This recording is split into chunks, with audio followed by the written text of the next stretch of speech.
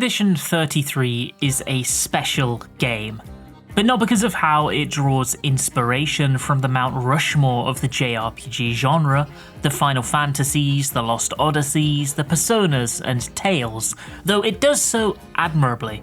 Instead, it is so impressive because it takes motifs from those games and instead of aping them, creates something utterly unique.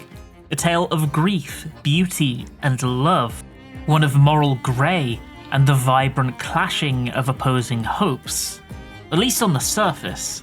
As I got deeper in, my read changed drastically, shifting to a stance that it wasn't about those things alone. Instead, those things are just an offshoot result of what it's really about. A game that iterates on the tried and tested turn-based battle structure and presents it in a way that's exciting even to those that struggled to fully enjoy the genre previously. I've been excited about Clair Obscur since the original announcement when we got that first trailer in 2024, and I'm so elated that it didn't just live up to my hopes, but far exceeded them. Really, it's a miracle that this game even exists in the first place. A debut title created by a studio with barely 30 full-time employees, though admittedly with the integral aid of outsourced teams to help animation, music, and voicing come to life. You see a lot of articles claiming the team as ex-Ubisoft developers, but that's not really true. Only 3 staffers, including director Guillaume Brochet, came from Ubisoft, and it wasn't like an experienced, pre-packaged studio left the publisher to make an indie game. Their story is far more interesting than that. Their composer, Laurent Testar, was recruited through SoundCloud. He had never worked on a video game before, and now he is the mind behind some of the most stunningly evocative songs in the industry in general this year.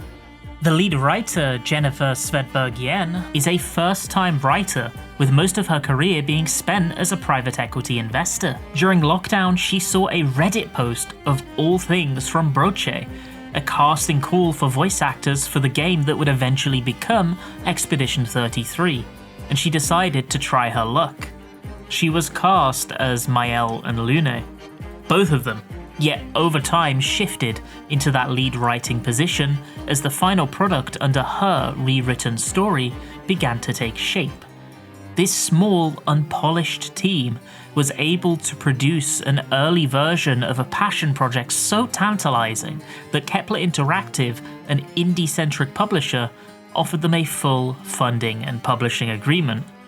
That little daydream by a bored Ubisoft employee ballooned into something real, held within the hearts of dozens drawn to Brochet like moths to a flame. They knew this could be life-changing for all of them, and in turn he trusted them to take that core vision and run with it. Instead of a huge studio, bulky and obtrusive, this smaller setup had staff wearing many hats, but able to decisively make additions and alterations to ensure that development ran as smoothly and as close-knit as possible. Jennifer, the lead writer, for example, also oversaw translation of Expedition 33 into different languages. They were able to draw in Hollywood actors like Charlie Cox and Andy Serkis, alongside gaming industry darlings Ben Starr and Jennifer English. Big names, committing and attaching themselves to what was a relative risk. Within a week of release, they landed a movie deal and sold over 2 million copies. They've received congratulations on their launch from the President of France, and are a front-runner for Game of the Year come award season. This video isn't just an extensive praising session, much as the intro may have made it seem. We'll journey through Clair Obscur Expedition 33 together, discovering and discussing its twists, turns, and core themes, as well as what makes the experience of playing it feel so special. It's a video essay that is part story summary, part deep dive, and I hope I can convey to you a little bit about how I feel playing this game during it. I suppose, as with all things, the best place to start is at the beginning. 67 years ago, the fracture took place. A cataclysmic event shattering the landscape of the world into pieces, the scars of which can be seen even today, on the land, floating in stasis in the air, and even in the luminous bastion of safety, the city Lumiere, which was torn in half, with part hurled into the middle of the ocean like unwanted trash. The rest lost to chaos. Nobody knows what caused it, or whether it will happen again. But what is common knowledge is that along with the fracture came the monolith. Imprinted upon the skyline like a colossal tombstone, the number 100 painted on it as a resplendent marker. Ever since, each and every year without fail, the Paintress awakens, a being of unfathomable power and unknown origin who remains in vigil at the monolith, and she paints a new number on her canvas, a number of death. As the final stroke hits the rock, all living people at the ordained age or above will die. Instead of succumbing to a heart attack or injury or any fathomable form of demise, they instead crumble into nothingness, ash and rose petals blown away by the wind. The Paintress draws them out of existence. First came 100, then 99, followed by 98, each year counting lower and lower to the eventual inevitable demise of all. Over time, they came to call this dreaded day the Gamage, literally French for the term for erasing. But as with all things, when despair threatens to overwhelm, to blot out the light, the indomitable human spirit shines through and does what it can to create a path. A few brave souls banded together, and instead of waiting for the eventual tolling of their number, they set out on a journey, an expedition to the main continent. Initially with the intent of search and rescue as the dust settled from the fallout of the fracture, but eventually, as the nature of the Gamage and the real terror of the Paintress became known, the annual expeditions took on a whole new shape with one simple mission: to make it across the continent to the Paintress and kill her, so that she may never paint death again. Decades pass, marked by failed expedition after failed expedition, Gamage after Gamage, and this unnatural state of affairs of fear becomes normality. It's just how life is now for the citizens of Lumiere. A natural death from old age falls into the realm of pipe dream.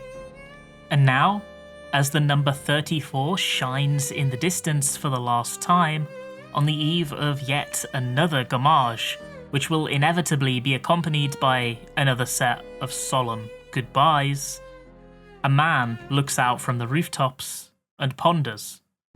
He is Gustave, handsome, brilliantly intelligent, and a respected engineer.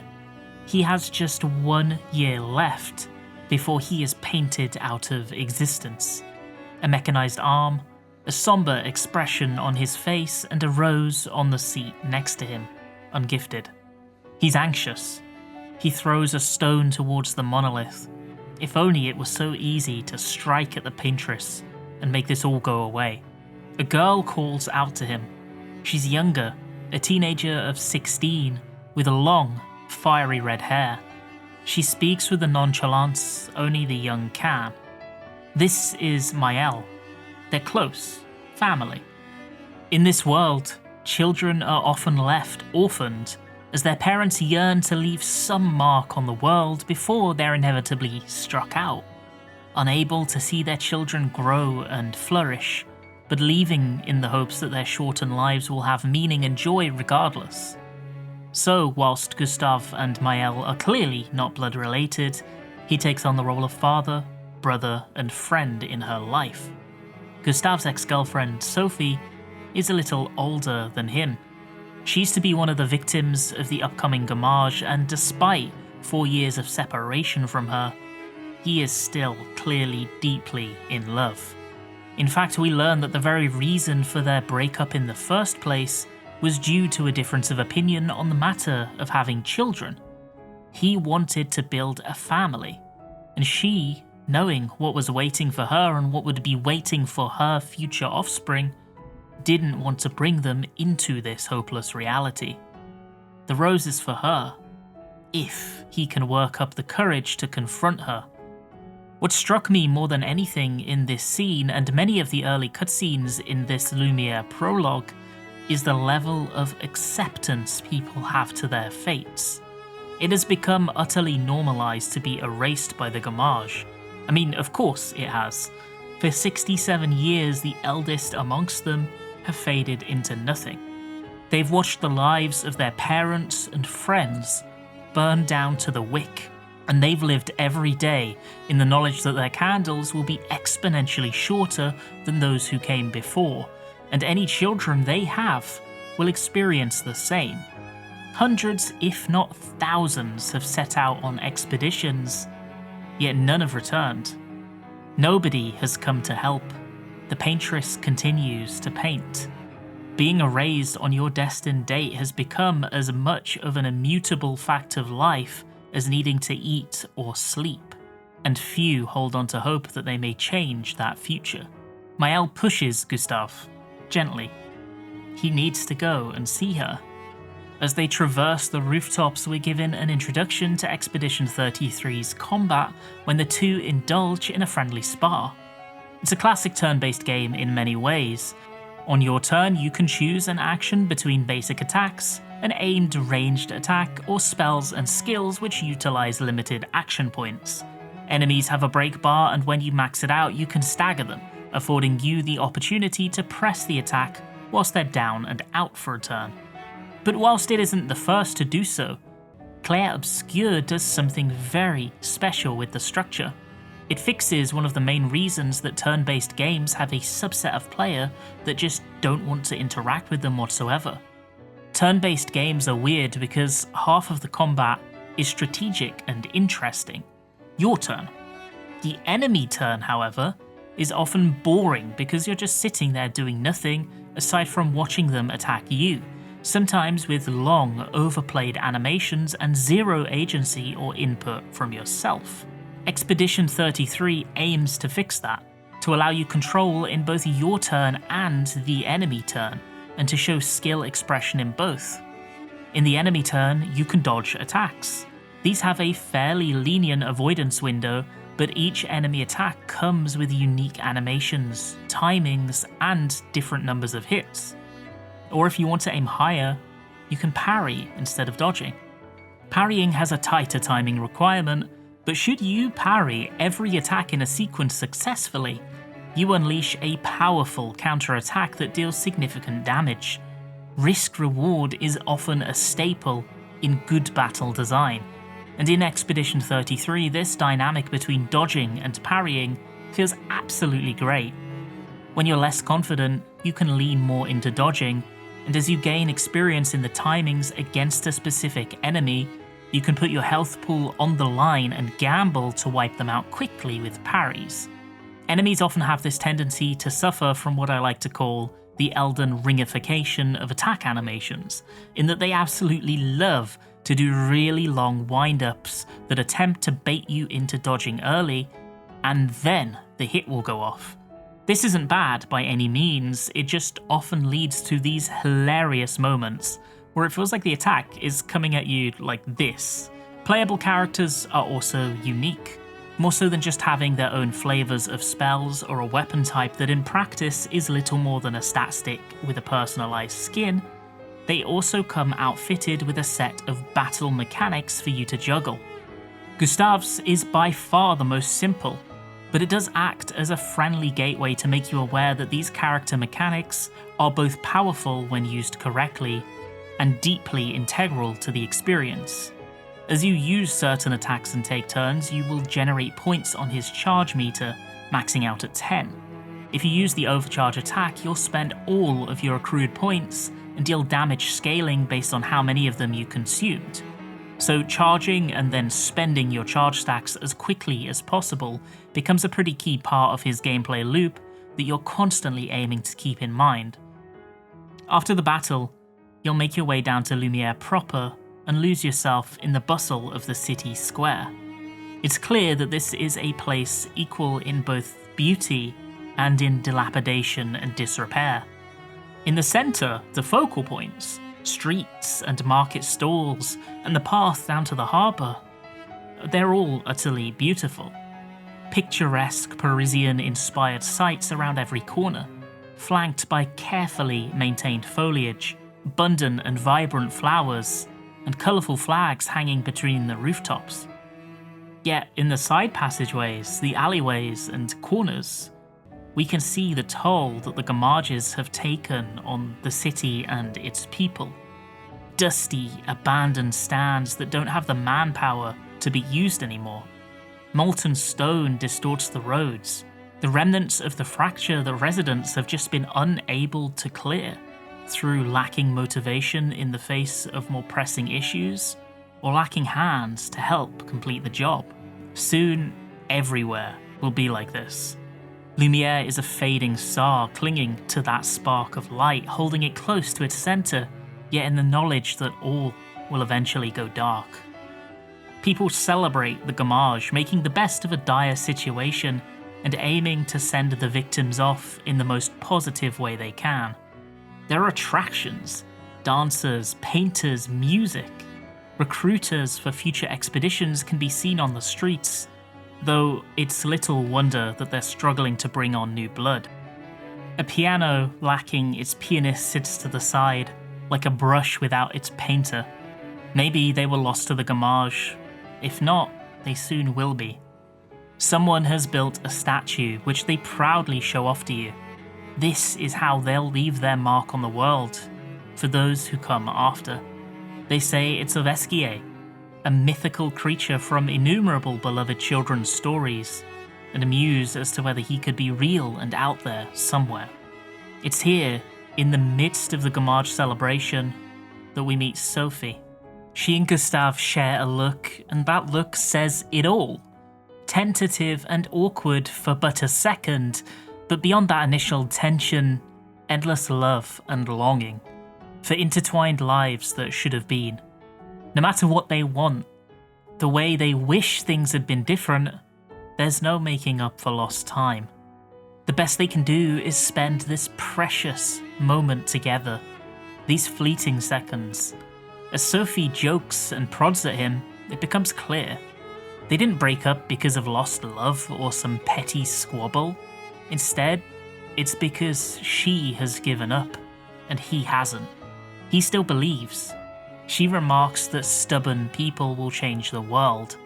That's what sets Gustave apart, not just from his love interest, but from many of the citizens of Lumière. He genuinely believes that the world can change, and that he, his inventions, and his allies can be at least part of that difference maker. In the face of such childlike hope, it must be frustrating for those that have accepted their fate. I think this is where I notice something that I love so very much about Expedition 33. It shows trust in and allows itself to lean on the voice performances of their cast and on the quality of the expressions that the impressive character models are able to display. They don't fall into the trap of exposition dumping or over-explaining. They're happy to let a moment linger, like in this scene between Sophie and Gustave, where they look into one another's eyes for just a little too long. And what's behind those expressions tells the story way better than any backstory possibly could. They walk together down to the harbour, the closest point in the city to the mainland, and to the monolith. It's morbid that they flock to where they can get the best view of the Paintress as she awakens and prepares to wipe them away like unwanted ink. But conversely, there's something deeply serene about being able to directly face death, knowing that it's coming, and make your peace standing side by side with your loved ones as they send you off. At the harbour, a group of children run to the two, handing Gustave his coat and claiming it was on Sophie's orders. These children are Gustave's apprentices. Even on the day of her gamage, she wanted to do something small for him. Her love, even whilst they were apart from one another, ran that deep. He puts it on at her request. It's a comfortable, well-fitted coat with an armband emblazoned with 33 on it. Expedition 33 departs tomorrow, and Gustave will be a part of it. For Sophie, helping the children sew this coat for him is how she will leave her mark, how she will remain by his side as he ventures forth into the unknown, even in her death. For Gustave, embarking on a voyage to the mainland is the culmination of everything he is. He longs to leave a legacy, but fathered no children. He wants to protect Sophie and his sister, and Sciel and the children. But in the face of the Paintress, all he can do is put one foot in front of the other and try something, anything. And that's exactly what he will do. They hold hands in full understanding of one another at last, and walk down to the docks. Then, the gamage happens. Not a single word is uttered as the pair and the other citizens of Lumière stare on in silence. They may as well be in their own little world as they watch the Paintress slowly stand and replace the number 34 on the monolith with a freshly painted 33. Then it happens. Their chroma, the very core of their beings, begins to dissipate, to leave their bodies in the form of vibrant flower petals, and scatter to the wind. Those who have been marked, who have surpassed the newly ordained maximum life duration, vanish, one by one. This moment is eerily beautiful. It's a strange thing to say about death, but it's hard not to appreciate the picturesque nature of it all. The Paintress turns Lumiere's harbour into a meadow in spring, for the grim admiration of those left behind. And as Sophie begins to disappear, this is the only moment that the silence is broken by speech in this 4-minute-long cutscene. Gustave reassures her, tells her that he's there for her, and she tells him she knows, as she looks into his eyes one last time. He puts on as best of a brave face as he can, as the love of his life fades away in front of him. And in that moment, he steels his resolve as he looks towards the Paintress. He doesn't want anybody else to have to feel the pain that he feels in this moment, ever again. Later that night, we see Gustave walking down to the docks again. This new festival is a pittance compared to the gamage one from earlier, paltry in both tone and headcount. This is where the members of Expedition 33 congregate, to dull their nerves, to drink, and to make any last preparations before they set out tomorrow. It's here that we learn about the Lumiere converter, Expedition 33's trump card, and Gustave's invention after a lifetime of research and iteration. It's a little device that theoretically will allow them to drain the chroma, the very life force from defeated enemies that prowl the mainland, known as Nevrons. Using and refining this chroma will allow them to create copies of pictos that can be shared around the expeditioners. In universe, pictos are magical glyphs that allow their wielders to utilize abilities or summon objects and weapons that they wouldn't usually be able to.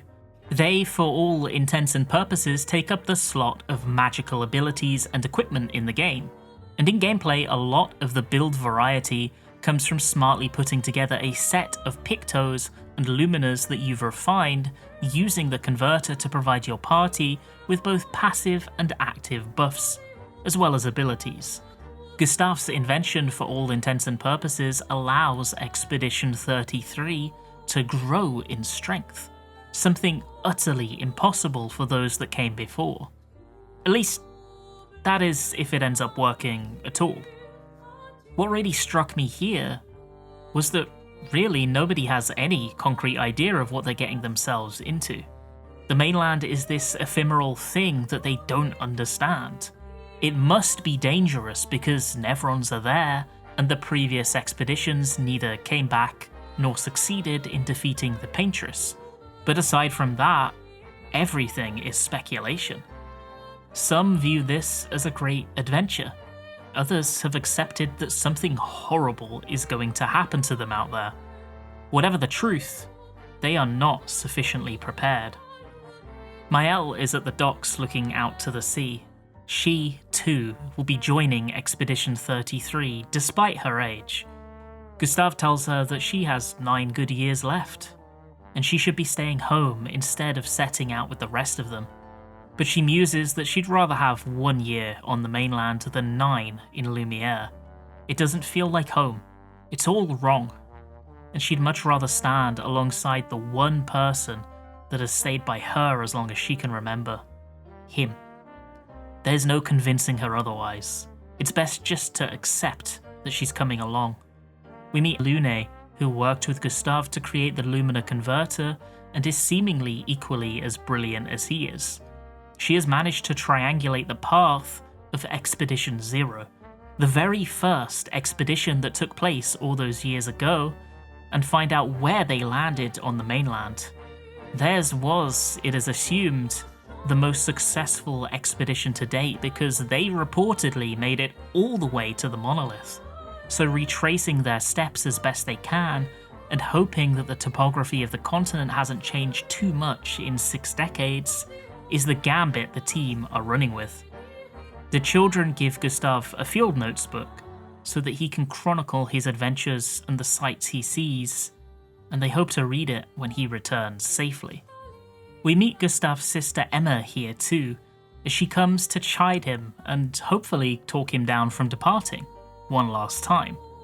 She's the chief counselor in Lumière, an important person holding back the chaos of a dying civilization, trying to keep folk going about their day-to-day lives with as much normality as possible.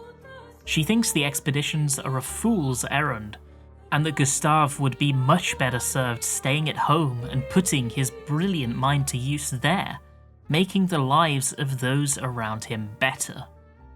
Instead, he's going off to pointlessly die in some dark corner of the world, and she'll never see him again. She's equal parts sad and frustrated at this outcome, but she knows deep down that she cannot change his nor Maëlle's minds. The best she can do is deliver him and the other expeditioners a good speech, and wave them goodbye with a forced smile. As you sail into the unknown, know that Lumière stands with you, she says. When you battle the Paintress, know that Lumière fights with you, she claims. Hollow, but it's enough. To the backing of Emma's speech, Expedition 33 departs on their voyage. The greatest risk, the greatest mission, the most important moment of their lives. They look death in the eye and sail directly towards her. The next thing we see is landfall on the continent. After a long journey across the sea off camera, they've made it. Their grand adventure begins. Expedition 33 has truly begun. As the team disembarks, they can hear a noise. Clack, clack, clack. Something loud, echoing, tapping on the floor rhythmically. Out of the fog, a shape emerges. The expeditioners eye the shape as it comes into focus warily. They have no idea what to expect, but they are fully and rightfully on their guard. The shape is human, oddly. Not an Evron like they expected. But what is stranger still than a human coming to greet them as they reach the mainland is what he looks like. He's old. Much older than 30. He must be at least 50 or maybe even 60 by the looks of him. But if that's true, he should have been erased by the Paintress decades ago. Did some previous expedition find the secret to surviving the Gamage, yet end up stranded and unable to come back to inform the others? What's going on here? Alan, the leader of Expedition 33, is the first one brave enough to pipe up. And when he speaks, he vocalizes those exact same questions everybody, including us the viewer, are asking. Then, it begins. In one swift, decisive motion, the old man swings his walking stick and Alan shudders for a moment, followed by a thud as his head rolls off its shoulders and hits the floor. This man is no friend. Gustave doesn't react at all to begin with, in disbelief and shock, but many of the expedition are better prepared, and as they scatter, the old man presses the assault. Fire, brimstone, explosions, and death. So much death. Such incredible destructive force. He loses Mael in the chaos and is knocked to the ground by a nearby shockwave, and as he lays in the dirt, he dissociates. Someone in the distance is blown into pieces. That'll be him soon, too. Then a tug. He's dragged to his feet by his friend, and obediently he follows. Through impulse more than will, his legs move. They take cover behind a large rock, but it isn't safe. The man isn't alone. There are monsters too, Nevrons. They pluck victims like shoppers carefully choosing prime cuts of meat from a supermarket aisle. As screams echo all around, each cutting silent before they naturally are able to reach their conclusion. It's grim and bloody and messy, nothing like the odd beauty of the Gamage. Gustave is shell-shocked, unable to think or react as he should, and before long, he is alone. One of them is in front of him, and all he can do is accept his fate as the world goes black. Yet strangely, that blackness isn't the end. Gustave wakes up, somewhere else entirely, as he regains consciousness and, more importantly, even an ounce of clarity in his mind. He realizes that the screams are gone, replaced by the sound of birdsong from the treetops, running water, woodland creatures scurrying about. It sounds serene, somehow. He forces himself to his feet as the intense aching all over hits him, and opens his eyes to the world around him. He's in a meadow, and it's absolutely beautiful. As he begins to explore this new environment, we can see rusted structures and spires from bygone eras, or more likely from expeditions, jutting out from the land. They're being reclaimed by nature day by day. In one clearing, he spies a Nevron completely alone, and with no way to go but forward, he summons his weapons with a swish. They too are Pictos. We finally get our first real battle. This is also where we get an introduction to how healing and consumables are handled in-game.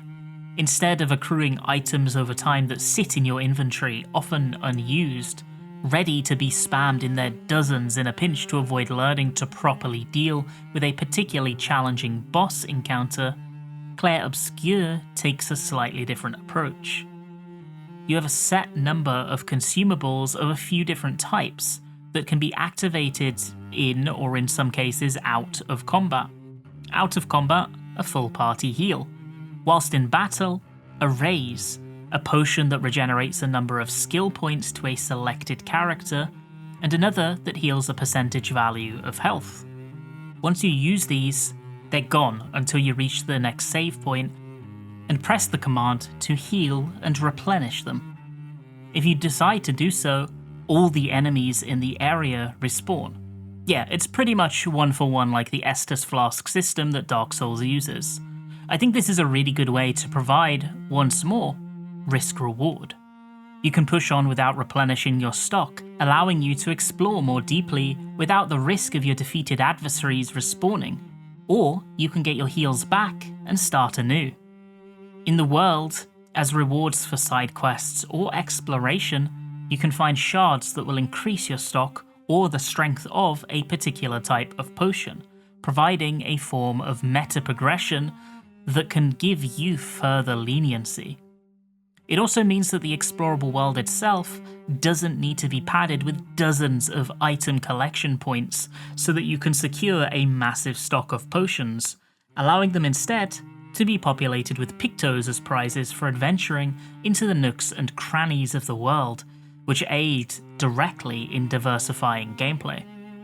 One thing that we see a lot of in Traversal are these grapple points, as well as these climbing spikes embedded into walls.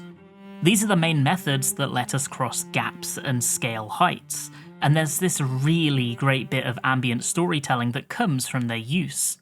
Every one of these that we see has been put in place by past expeditions. Whilst they may have failed, they've painstakingly, step by step, laid the path for those who come after. That's a sentence that crops up a lot in the game, and it ties hand in hand with legacy. When their lives are so transient and short, people long to leave a mark. In the real world, legacy comes in many forms. Children, wealth, memory. In the world of Clair Obscur, where lifespans are ever shorter, those options are severely limited. One of the most noble acts you can do is make the path easier for future expeditions.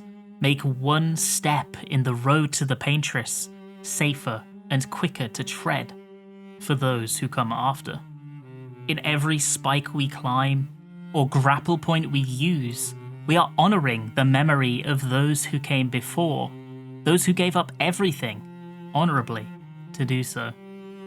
At one point we walk through this pathway littered with the petrified corpses of people, of previous expeditioners killed by the spears and magic of the Nevrons.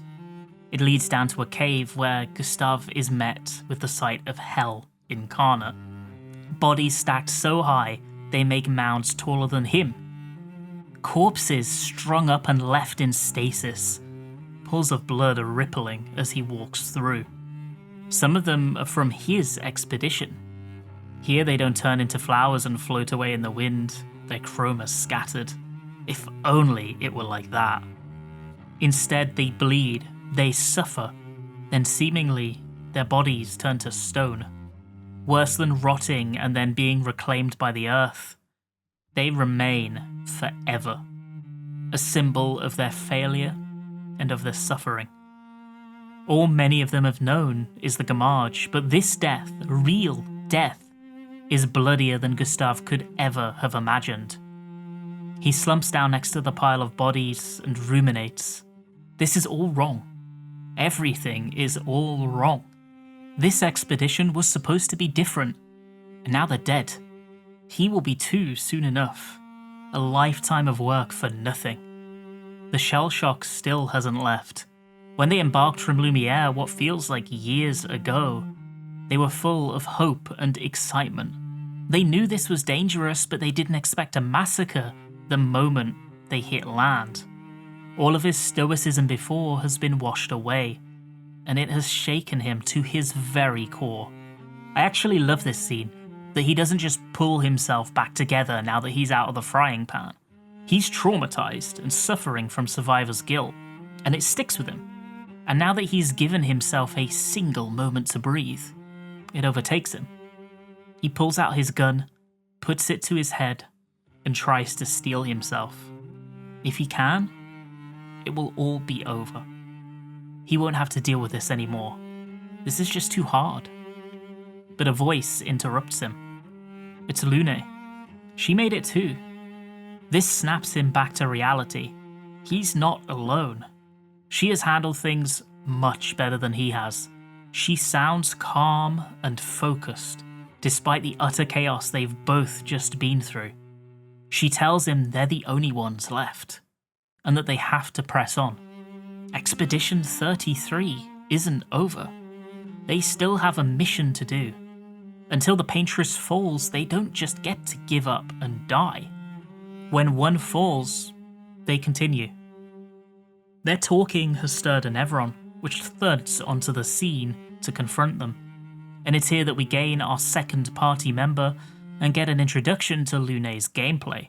She's a typical spellcaster utilizing elemental magic as the bulk of her AP draining skills to allow her to attack enemies, as well as being able to buff and heal the party. Using spells allows her to generate elemental stains, and she can store up to 4 at a time. Most of her arsenal similarly will expend particular types of elemental stains if they're in the stockpile to add additional effects or bonus damage to those attacks. For example, Immolation, which is a fire attack, will generate 2 fire stains. But if there's an ice stain stored, it will eat that to increase the damage it deals, incentivizing you to open with an ice-suspected spell first. This system is a lot more free-flowing and interesting to manage, and offers more thought and depth to how you will build her skill unlocks in comparison to Gustave, and is a sign of things to come, with additional party members and how diverse they are to play. Some of Lune's initial abilities also introduce the capability to burn enemies, a stacking damage over time that ticks every turn. There are more status afflictions too, like Marking, which increases the amount of damage that the victim will take the next time they get hit. Once the fight is through, with Lune and Gustave emerging victorious, one thing is clear: the Lumiere converter works. Their invention is a success, and whilst their expedition is in tatters, they still have a chance with this. They forge ahead to the Indigo Tree, the meeting point where if there are any other survivors, they agreed before making landfall to meet should something go awry. As we make our way there, it is striking how utterly gorgeous this game is. Nothing is normal, yet everything is in its rightful place. As you pass through a derelict building, we see floating chairs, debris, and at the summit, as we look out to the world, the scars left by the fracture in stasis in the distance, and how utterly stunning they are in the light. These jaw-dropping vistas are a regular occurrence. I genuinely mean it when I say that at the very least once per zone, often more regularly, I was so taken aback by both the visual fidelity as well as the vision and originality on display. If you've played the game, you'll know exactly what I mean, and if you haven't, well, I'll make sure my favourite sites find their way into the videos somewhere so that you'll get a chance to appreciate them too. Whilst following the path to the Indigo Tree, we come across a journal left by Expedition 81. Narratively, this is great. The previous expeditions are once more completing their mission, even in death, by laying the trail for those who come after, providing essential information that will allow the next group safe passage further than they were able to muster. In this journal, we learn that it is being killed by a Nevron specifically, that causes humans to turn to stone. Something about Nevrons and the way they attack freezes the chroma of a person inside their body as they die. The separation isn't as simple as dying to the Gamage versus dying to other causes, and that the Nevrons have some importance at play here in that.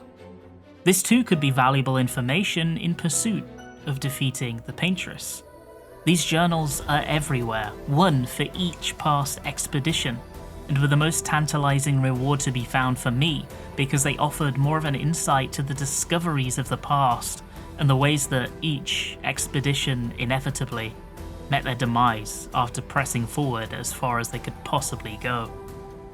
At the foot of the Indigo Tree, they run into Leo, another member of the team, but before Gustave and Lune get so much as a chance to greet him, he is murdered. From the shadows emerges the strongest Nevron we've come up against thus far, the first proper boss fight. This introduces shields as a battle mechanic, which can soak a single instance of damage, no matter how much damage they do. You'll often aim to deplete these using your ranged attack, as it only costs one single AP and can be spammed pretty easily to chunk out most or all of the shields in a single turn, followed by the other party member unleashing a stronger ability to deal damage afterwards. This is also the first time where you get to utilize weak points, multiple dodge timings, and your abilities to their utmost, and it all properly feels like it comes together. Combat in this game is so satisfying, even with the limitations of a 2-player party instead of the final count of 3. Once the boss is defeated, the two climb the tree and make it to the meeting point, and there they find a message. This means somebody is alive. Another team member made it this far, aside from them. But there's nobody here waiting for them. That's weird. The message states that they took Sciel to the weird corals. Head north, look for a door inside a hut. Sciel is alive. She made it too. But this isn't just strange, it stinks. Protocol states that expeditioners are to sign every message without fail, but this message lacks any signature whatsoever. Nobody would forget to sign their name. It's important. Was this a spur-of-the-moment error of the worst kind? Or is the writer an imposter? Could it be the old man? But how would he know Sciel's name? More to the point, why would he kidnap her instead of just killing her like everyone else? The answer has to be that it's somebody else. Lune doesn't like this situation at all. Her pragmatism kicks in and she tells Gustave that protocol states that they should wait here for survivors. She knows it, he knows it, and Sciel will know it too.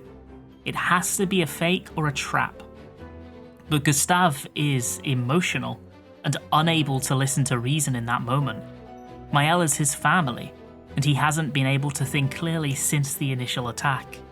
The risks are irrelevant to him, and he's going to go after his ward, his adopted sister and daughter both, with or without Lune.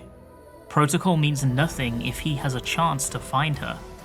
He leaves, and Lune follows begrudgingly, because loath as she is to admit, she neither wants to be alone, nor is she willing to continue to wait here in the hopes of allies that may never materialize. This is her best chance too. Later, when the two make camp, they unpack their experiences over the last heated day, and conflict breaks out. Lune feels guilty, because it was her research into the path of Expedition Zero and her insistence which led Alan to command landing to take place where it did. If she had come to a different conclusion or just followed orders, 33 might have ended up in a different spot entirely. They might not have ran into that old man in the first place, and many, many more may have survived until this point. Despite this, she remains steadfast in following their mission through to its conclusion. Gustave, however, is struggling harder. Despite the darkness and unknown of night making progress hard, he doesn't want to stop and rest and pick up their journey tomorrow. Instead, he wants to continue right now. He's adamant, in fact, that he needs to get to Sciel right away, trap or no trap. He's panicking. In one day, his belief in himself and his convictions have been shattered. He's floundering, unable to calmly make decisions. He desperately yearns to protect what he still can, Sciel, and take her back home away from all of this death. Anything beyond that is incomprehensible. The Paintress doesn't matter. The Gamage doesn't matter. All that matters is getting her safe. It's grim, and it's real. A person on the verge of breakdown, clinging to what they can control. Lune metaphorically slaps some sense into him, reminding him of his own words. The future of Lumière is more important than any individual life, and presses him. Does he still believe that? Is he still the man he claimed to be? Come out, Gustave. Wake up. The writing is so strong here because instead of his character morphing to fit the situation and drama, or feigning confidence, Gustave says something that I could absolutely believe myself saying in that same situation as well. He hopes so. He hopes he's still the same person that said that. But really, in the light of the weight of this past day, he doesn't know who or what he is. He won't until he is centered once more and can put some distance between himself and all this emotionally. We get a chance to start exploring the world map here as we make our way towards the second zone, directly north of the first, an area named Flying Waters. What took me aback more than anything, though, is the fact that even though relatively speaking we are right at the start of the game, there's a decent amount to explore on the mainland already. Something that is tremendously important to me in RPGs is a sense of adventure, and feeling like I have a level of control over the pacing.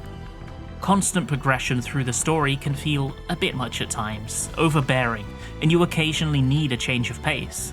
There's little I enjoy doing more in these types of titles than exploring a side zone, whilst digesting the revelations of the past few hours. Expedition 33 has dozens of these areas, and even at this early stage, side bosses that are accessible and tremendously difficult to defeat. Because of the way the game's combat is structured, assuming you play perfect, they are beatable right now, even at a low level. Flying Waters is bloody gorgeous, by the way. As the name would suggest, the waves idly wash over you from above. Fish swim through imperceptible streams alongside you, darting in and out of the coral that line both the walls and floor. An anchor is embedded in the ground in a clearing, its chain leading upwards to a shipwreck that is, oddly, floating in the air. Nature in this world is magical.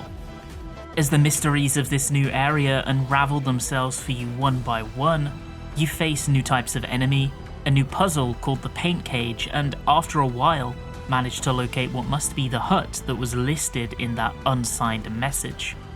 Inside, strangely enough, it isn't a hut at all.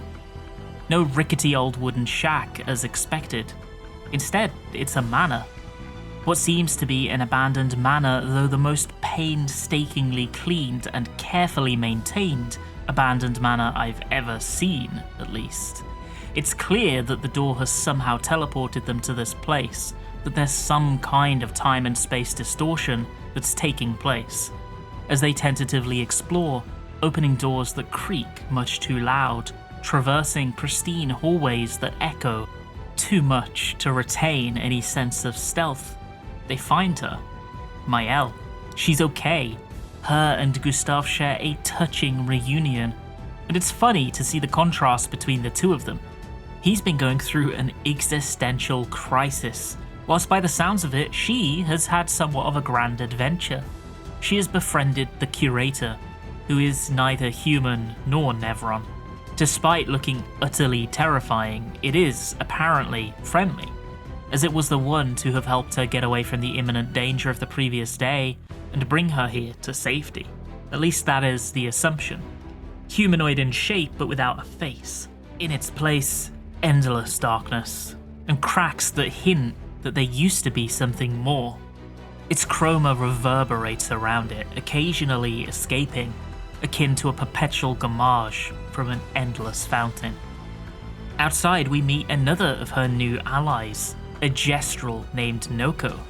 Gestrals were mentioned all the way back in Lumière, creatures that had fallen into folklore, with paintbrush heads, wooden limbs, a longing to fight, and endless life.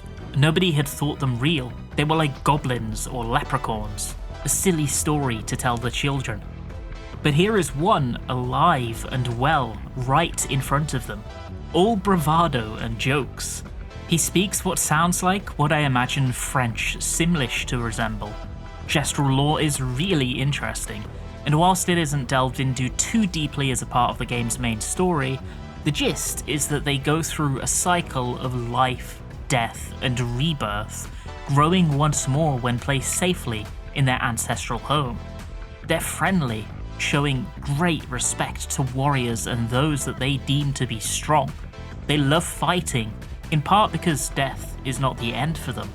For some reason, they are not affected by the Gamage nor the Paintress, but they do have to worry about death or predation by the Nevrons. Gestrals make up most of the merchants in Clair Obscur, and thanks to their love of fighting, you can duel many of them to expand the arsenal of items that they have available for purchase. Lune is utterly enamored by Monoco. The scientist in her goes wild for this new discovery, for the possibilities of other folklore tales from Lumière existing too, and in the hopes of meeting more Gestrals and learning about exactly how they function. This is the first time we really see her silly side. Her guard drops in her excitement, and we realize that despite her holding it in desperately for all this time and keeping Gustave in line, she is absolutely not a robot. From Monoco, we are given a chilling revelation. There is another sea between them and the Paintress. They have no ship anymore, no way to make it across. another obstacle holding them back. Golgra, the elder within the hidden Gestral village, can tell them more, and thus, that's where they are setting out for next. Mael joins the party, and at last, we have a full team. Mael has a really fun fighting style. Different abilities will swap her between various stances. If you're in a particular stance when you use a skill, as listed by their tooltips, they will proc additional secondary effects or buffs. You might apply extra stacks of burn, deal more damage, or have less ability point expenditure when in a specific stance. Stances also provide passive benefits. Defensive stance reduces your damage output but also the damage you receive.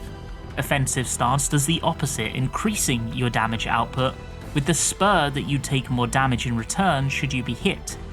The third stance is Virtuoso stance, which isn't accompanied by a downside and just spikes up your damage massively. What you're often aiming to do is to get her into Virtuoso stance as soon as possible and keep her there, especially in the early game, so that you can easily profit off of the bonus damage. Until I got a little further in, I favoured pressing her into this damage buffing stance, unloading my AP into as much damage as possible, then taking a turn to refresh and regenerate ability points before continuing the attack. On the way to Gestral Village, Mael has a nightmare.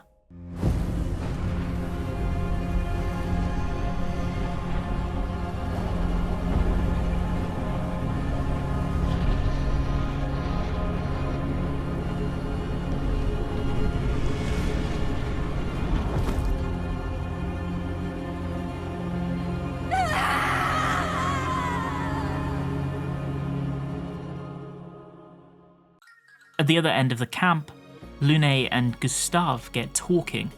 One of Lune's pictos is her guitar, and she's playing and smiling. The joy of discovery permeates her and brings life to the camp. She idly talks, musing that they still know nothing really. Nothing about the Paintress nor her origins, or even her purpose. Why is she painting the numbers? What else is out there in this great wide world? Gustave's tension has lightened as well. He's becoming more and more himself again.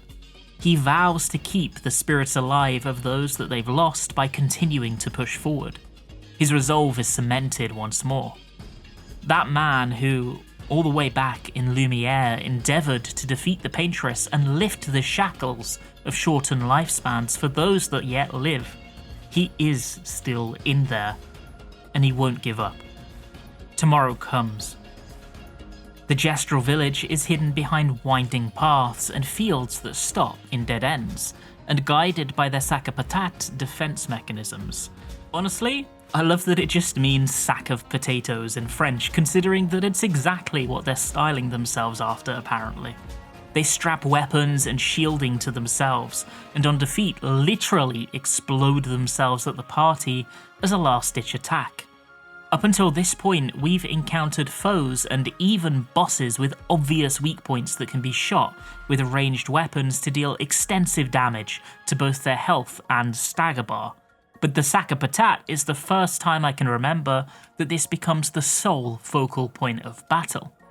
The easiest way to dispatch these guards is to pelt their glowing weak points with shots, which will destroy the shields, cannons, or arms that make up their focal points, rendering them fairly helpless to whatever you unleash in their direction next. After the team battle their way through the Gestral's first line of defense, which in reality feels like more of an excuse for them to throw a punch at a worthy foe, they enter the sanctuary for the first time. This place is gorgeous, and in a stark contrast to what we've seen so far of the mainland, is completely full of life. A bustling market off to the side, as Gestrals argue with one another over pricing and peddle their wares to the latest hapless humans to stumble onto their corner of the alleyway. One Gestral has decided that they're going to open a casino, and whilst it's not quite there yet, he's proud of what he's accomplished thus far, full of bravado and the hope to turn heads when everything comes together. In this little corner tucked away, These beings live a life that those from Lumière can barely even dream of. The only impending threat is that of a stray Nevron. Their life cycles are intact and natural. At the center of the village is the Elder's Quarters, where we are given the opportunity to meet Golgra in the flesh. I guess, for the first time? She teaches us that our best chance of crossing the ocean quickly and safely is to enlist the aid of Sciel, who is both real and not a children's tale, and also friendly, should we approach him correctly. But, she says, before we can rush off to Sciel's lair, we must prove that we've got what it takes to make it through safely, and that we'll be capable of surviving what is to come should we make it across that ocean. The Gestrals hold a gladiatorial-style tournament, and as chance would have it, the next one is about to begin. Should Expedition 33 manage to stand triumphant in that, she'll give us the password to force the guards of Sciel's home to allow us safe passage through. Another excuse to fight more, really, but a fun one. There are rumours of a mysterious stranger who isn't a Gestral who has also entered, and after defeating our silly wooden friends in the first few rounds, we're afforded the opportunity to see who this combatant actually is. Instead of a stranger, it's someone familiar to Lune, Gustave, and Sciel, a fellow member of their doomed expedition, Sciel.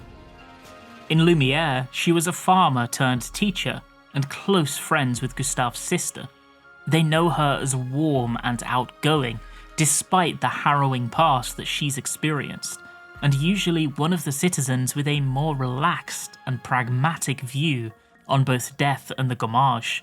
Despite that, she joined Expedition 33, and when that old man besieged them the moment they disembarked from the boat, she was able to escape, though ended up totally alone and completely lost. A Gestral found her and kindly led her to the safety of this sanctuary, and thinking that she was the lone survivor and sacrificing any hopes to defeat the Paintress, she decided to live out her last year here, fighting at the arena and entertaining the crowds. With the arrival of her allies, all of that changes. Sciel joins the party, which means that for the first time since the game began, we get some agency on who to bring along for battles. Sciel uses a scythe as her weapon, a callback from her days as a farmer. She brings a pretty interesting unique gameplay mechanic. Certain skills apply stats of foretell to an enemy. When she applies foretell, she generates sun charges. Other abilities will expend those foretell stacks on that enemy to increase damage, and using those foretell expending skills will generate moon charges. Having 2 of either sun or moon charges and 1 of the other will allow Sciel to enter Twilight mode for the next few turns. Twilight mode is the aim. When you're in that form, she obtains a damage multiplier and applies double foretell with an increased overall cap. Managing this correctly and stacking up foretell and ample sun and moon charges can allow Sciel to hit some absolutely dastardly damage values, making her an incredible damage dealer for the party under the right circumstances. I didn't end up playing her all that much in my first playthrough of the game, but she is really, really strong and fun to use. On the road to Sciel's cave, the team make camp, and Sciel has another dream, or vision, or delusion that absolutely terrifies her. She's there, at camp, just as she was when she was conscious a second ago, but instead of Gustave being sat next to her, there's a woman stood in front of her.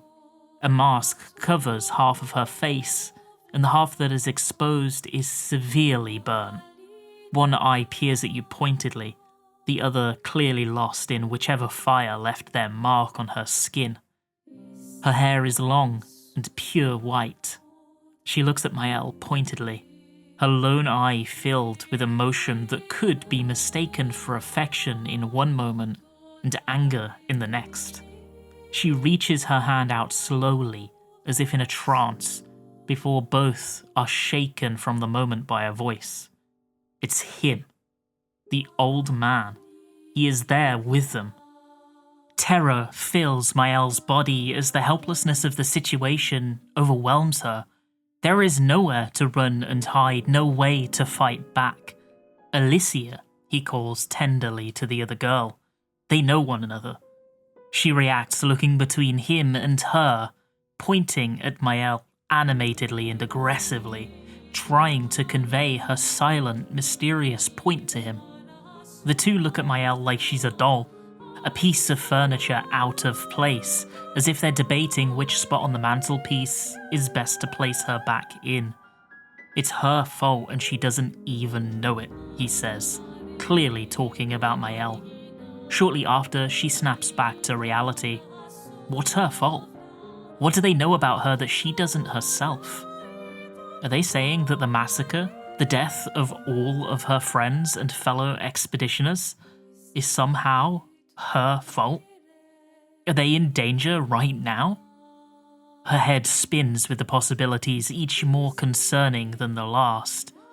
The others notice her spiral and console her, asking for details about the vision, pressing her to give them as much to work with as possible. They hope to somehow solve the unsolvable, to muster logic from confusion. It's futile, and all they can really do is move on. Get out of my way! Jeez, un pochino va, parino. No, it's just it's the password. Rico femicola, gor granda bare bombino, passwordito. Gomiku rapito sava.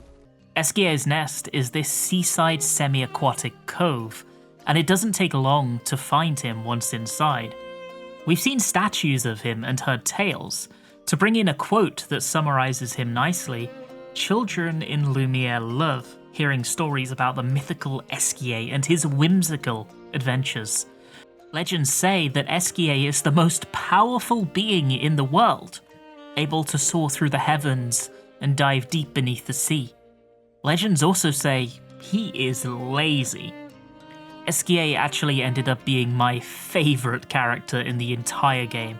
He's an utter delight to be around. Despite the seriousness of the subject matter handled in Clair Obscur, he's there to offer levity, warmth, and occasionally comic relief, without ever feeling like he's grating obnoxiously against the overall tone. He becomes an emotional safety blanket not just to the party, but to the player. He's large, round, and soft, with a body shaped somewhat like a silk-laden balloon, a wooden mask adorned with sun-like rays worn on his face, similar to those the Gestrals use. A childlike creation.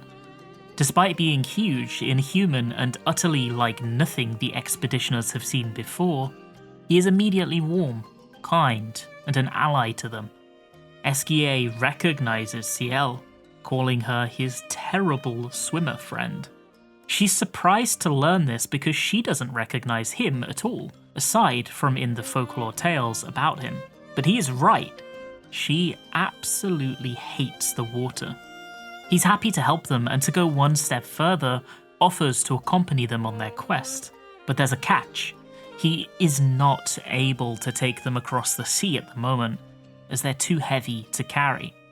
To be able to bear their burden, he needs his pet rock, Flory, which he has unfortunately lost.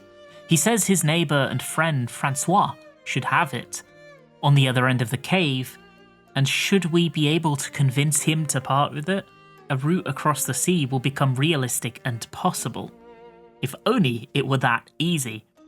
Francois is nothing like Esquier, instead resembling a large, turtle-like creature with a shell adorned in ornate patterns and glowing mushrooms.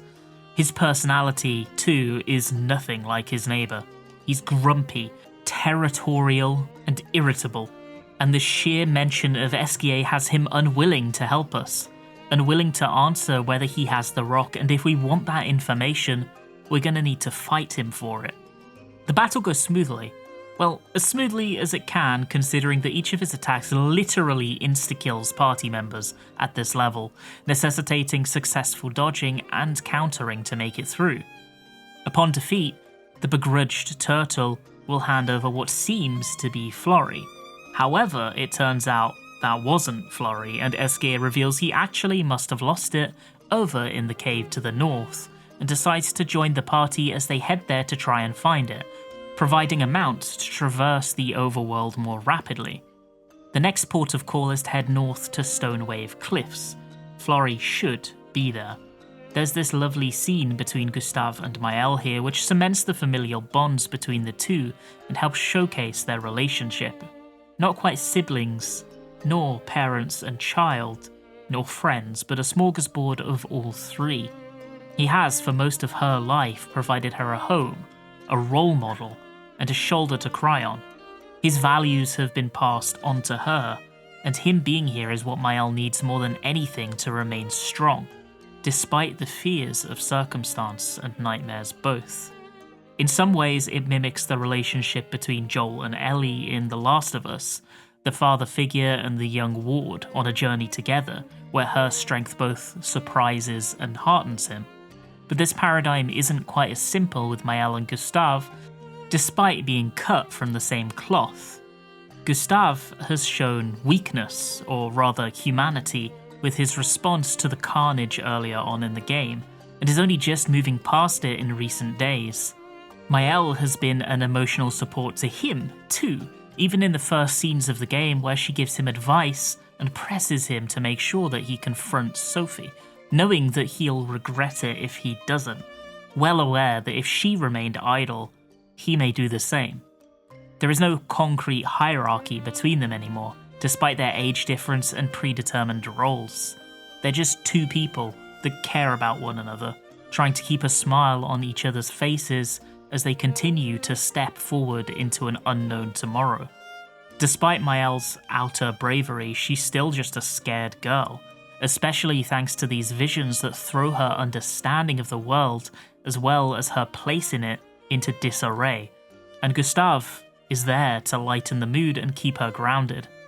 What's powerful about this is it shows the relationship between two people that understand each other, like really understand one another.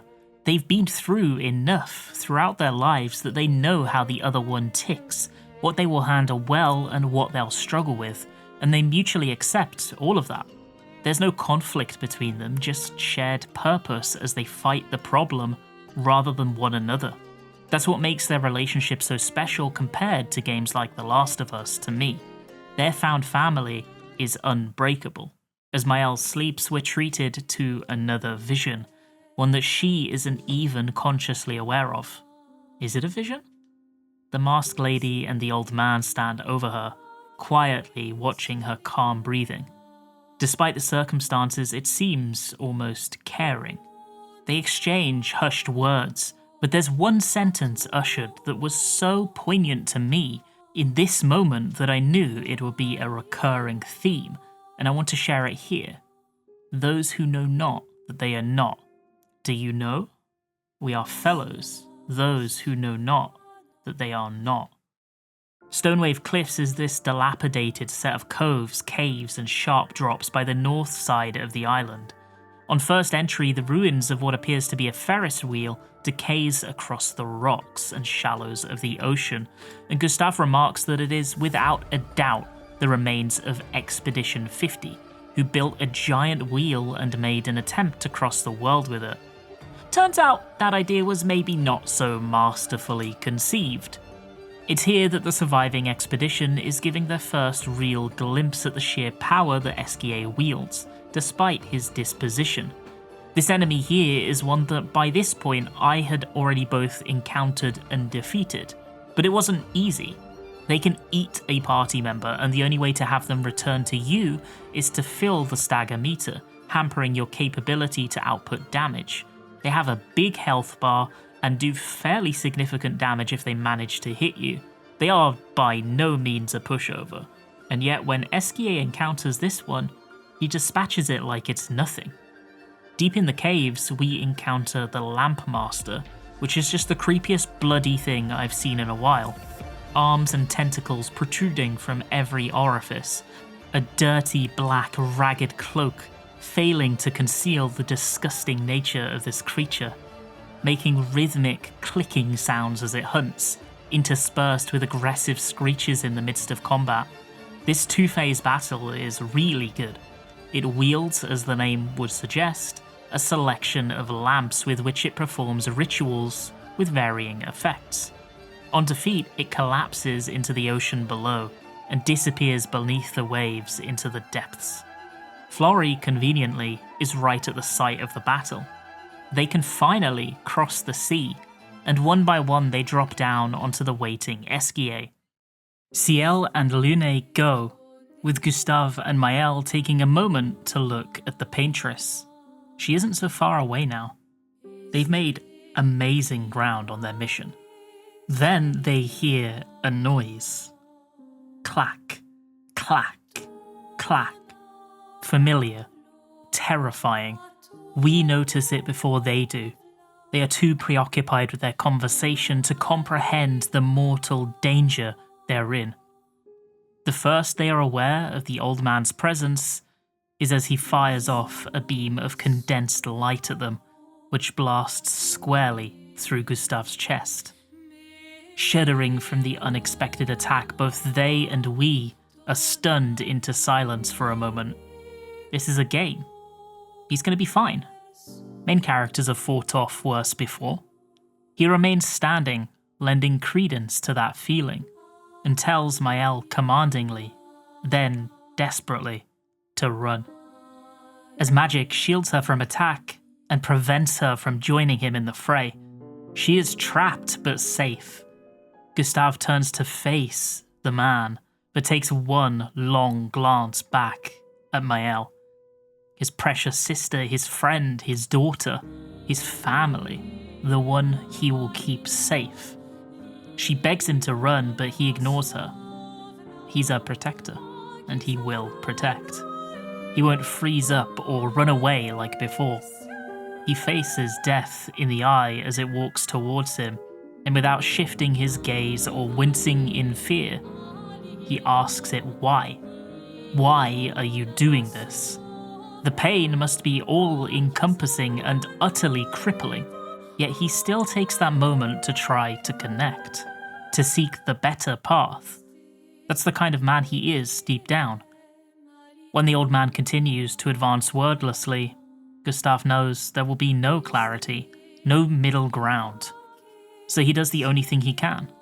He draws his blade and takes a combat stance to protect the ones he cares about.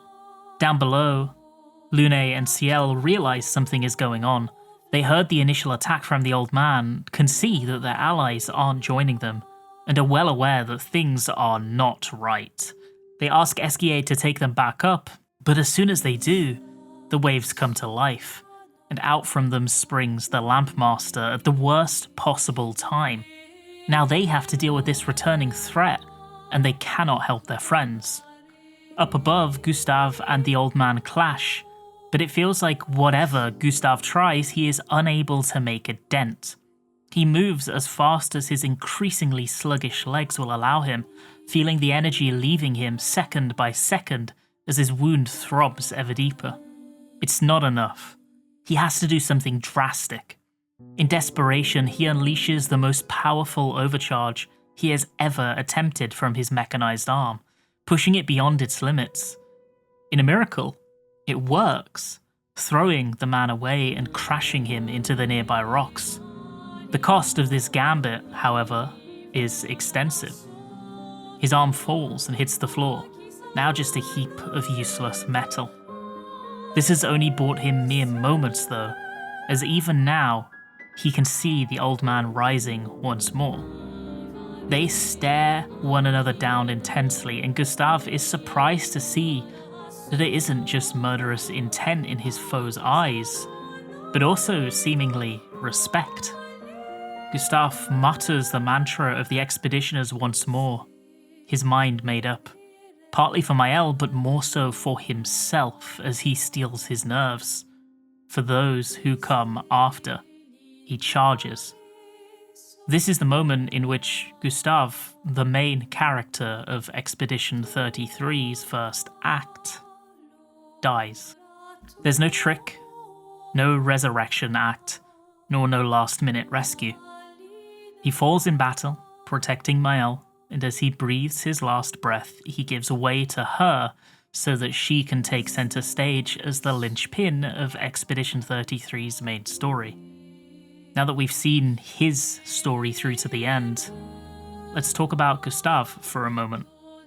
This was the first moment in the game to bring me close to tears. I'm not ashamed to admit that I teared up here, and I did so later in the game again. But it's also the moment that I felt fully confident in the narrative direction that the development team was taking.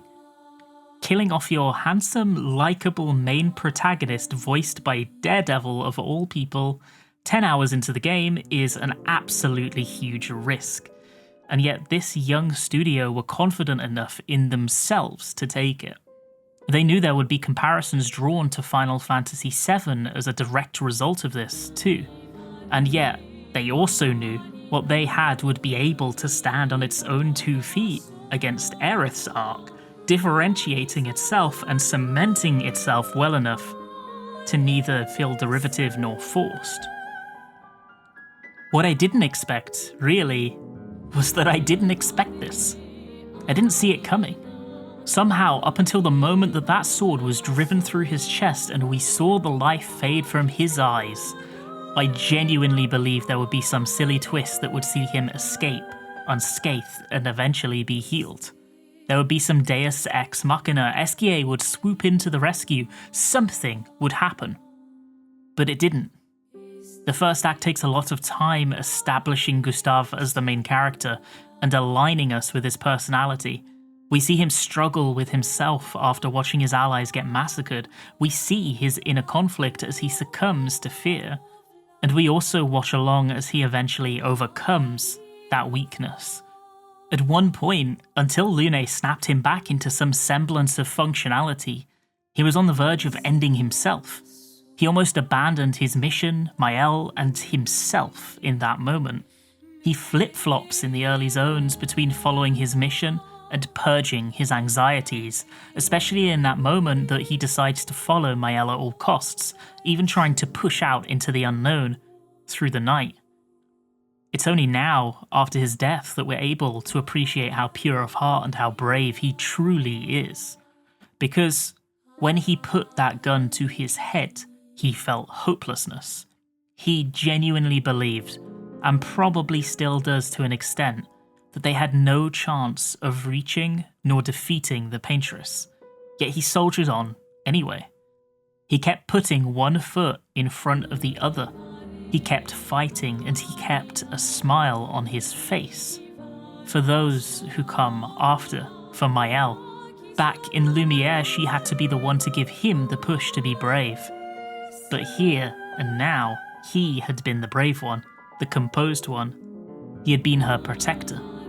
And this time, when death looked him in the eye, he looked straight back and he fought tooth and nail until it took him.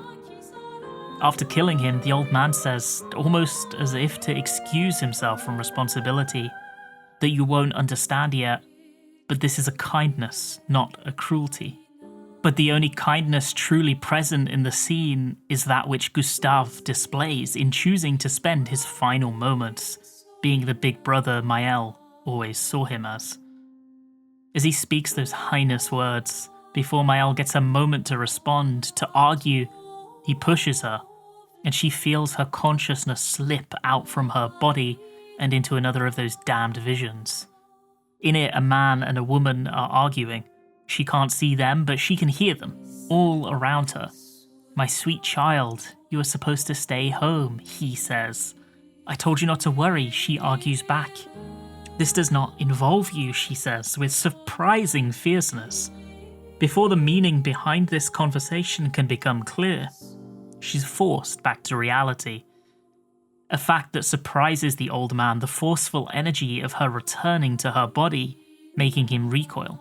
He tries to appeal to her for some reason, telling her that he wants what's best for both our families, and that he tried to warn her, the irony of which thick with poison considering that he just murdered her nearest relative.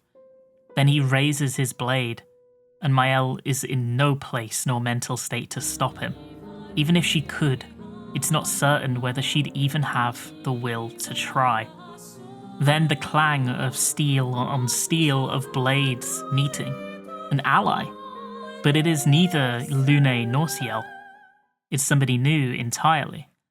He's tall, handsome, with medium length, wavy dark hair and a distinctive white streak curling over his forehead. Intense eyes, rugged facial hair, and what's worse, or maybe better, is that he and the old man clearly know one another. They have some kind of history. Is this newcomer an ally? Truly? He protected Sciel, but we know absolutely nothing about him, aside from the fact that he stands with us in this moment. The old man tells him in frustration to stay out of this, and in response the newcomer tells him that it's time to let her go. Is Sciel the her? Is it that unknown woman from the vision moments ago? Sciel doesn't know this man, so it surely cannot be the former. The only presence this old man has had in her life is one of terror and one of pain. Gustave's body is still warm in front of her. The newcomer points up, claiming that she is his family, and as if anticipating her cue, out steps a woman. Sciel does know this one, though, even though they've never met. It's the masked lady, in the flesh for the first time. If she is real, does this mean that all of those visions were true as well? Were they really watching her sleep? This interruption puts the old man off center. He wasn't expecting this, and he's clearly unsettled by this turn of events.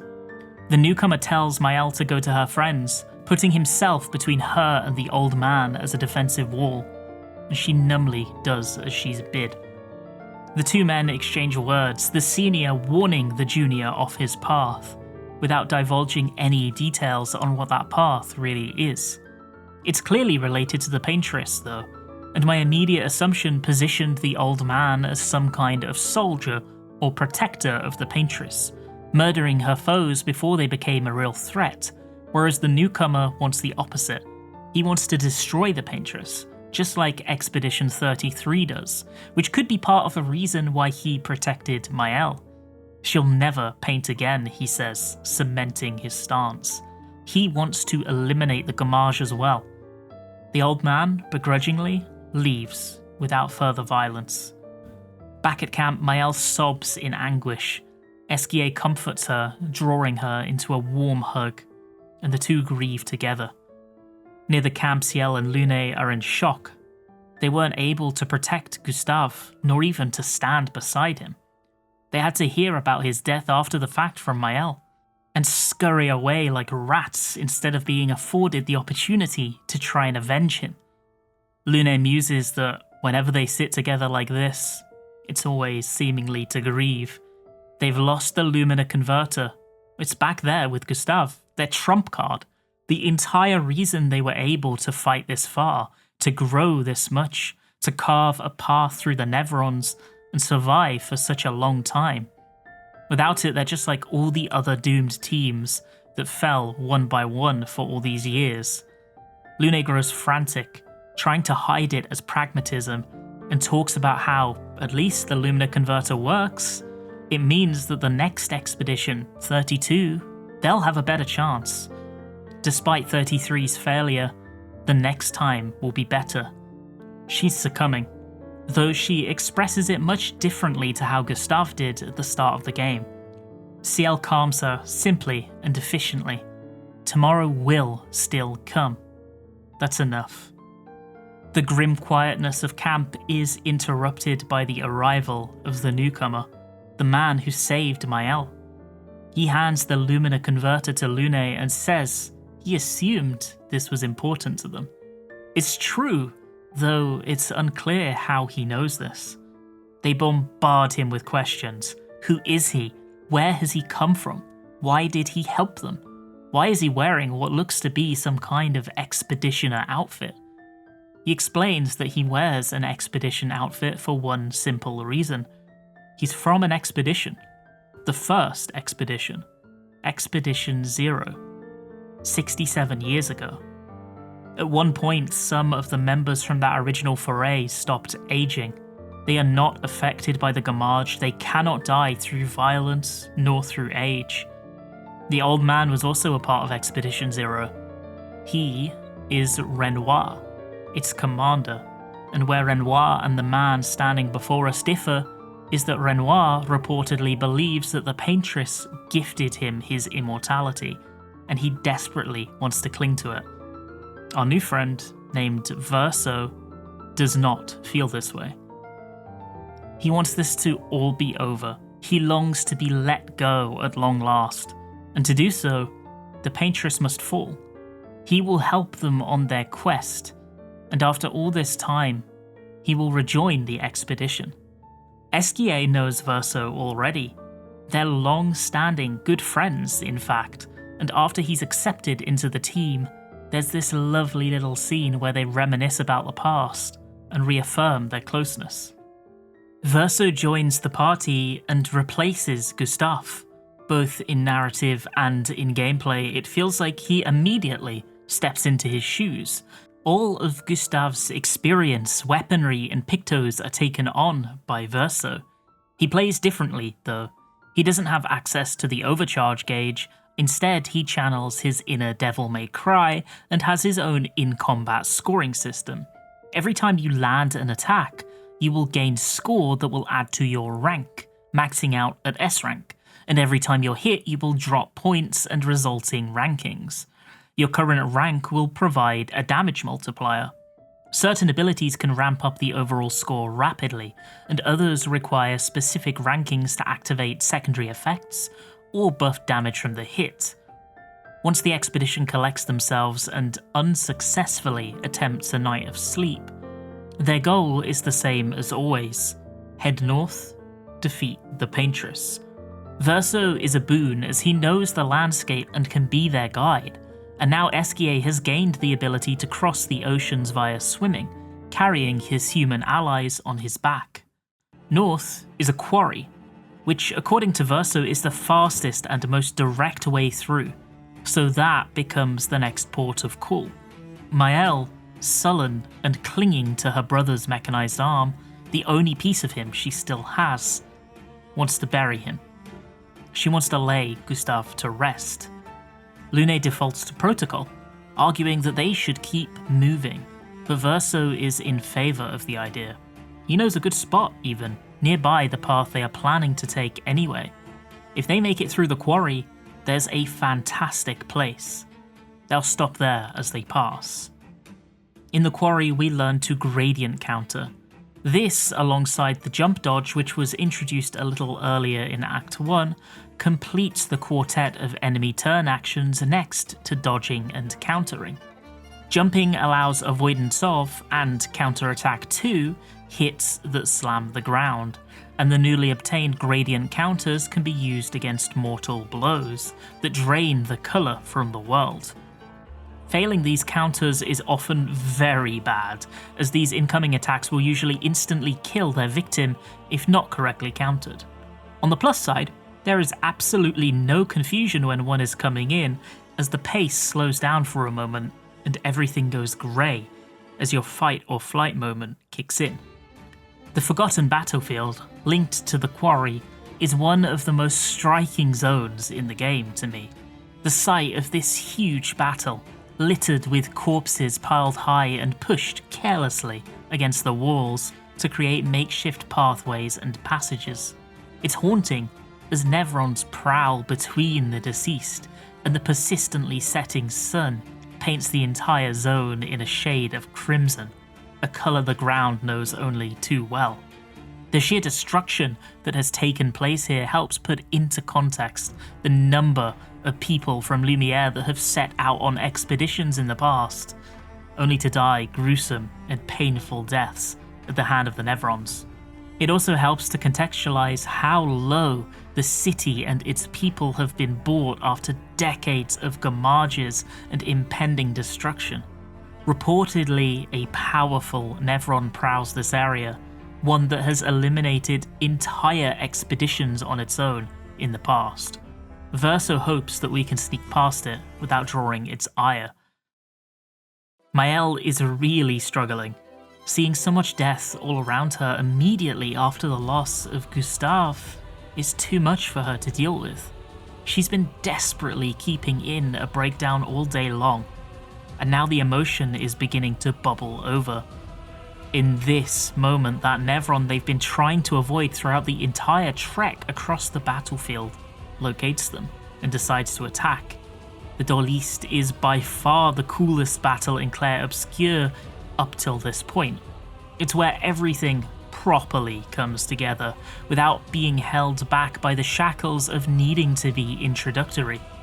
The boss unleashes these long strings of combo attacks with various timings, rapid fire one after another, and they feel so good to perfectly dodge or parry. I was already enjoying the game very much, and its combat was part of that enjoyment, but this encounter specifically blew me away. The Dueliste was one of the first battles shown in pre-release trailers, so I imagine for the development team too. This one is one they're especially proud of that doesn't end up spoiling too much in the grand scheme of things. Once the Nevron has fought his last battle, the expeditioners make it to a beautiful little clearing, the one that Verso had mentioned as being a good resting place for their fallen comrade. The swords of the fallen are driven in the ground all around, each marking the resting place for a cherished ally from the past. This is a place that many have picked before, and it's easy to see why. Polar opposite from the battlefield we've just passed, this place is oddly serene, illuminated by the beauty of the sunlight and offering a modicum of privacy thanks to the overhanging trees. This is a good spot for Gustave. There, they lay him to rest.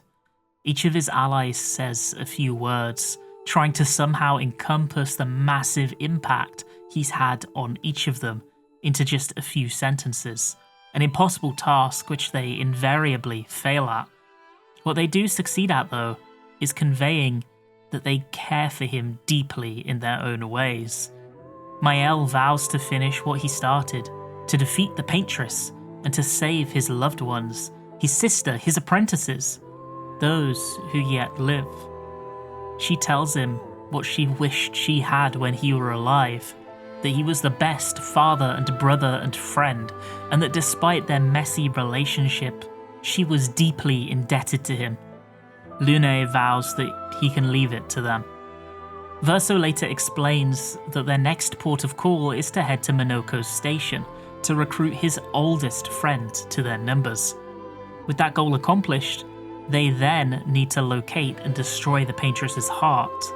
Thanks to their newly acquired seafaring esquier, they could theoretically sail straight to her right now, but the closer they get, the denser the chroma gets. In her vicinity, it's so powerful that it will just evaporate anyone that comes close within a moment. Destroying her heart will break that barrier.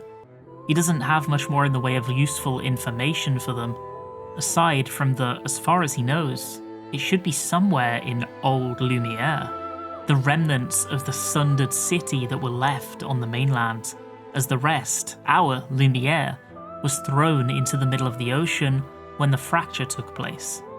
Its continued existence has become the topic of heated debate, as many expected it to be utterly destroyed. But apparently, in just another of the many surprises the mainland contains, it still exists in some form.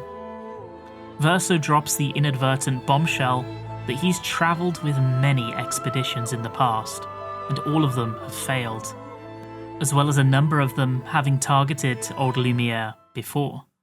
Monoco's station to the north is in the midst of a stark, frozen wasteland, and as the expeditioners approach, they must do so through a fierce snowstorm.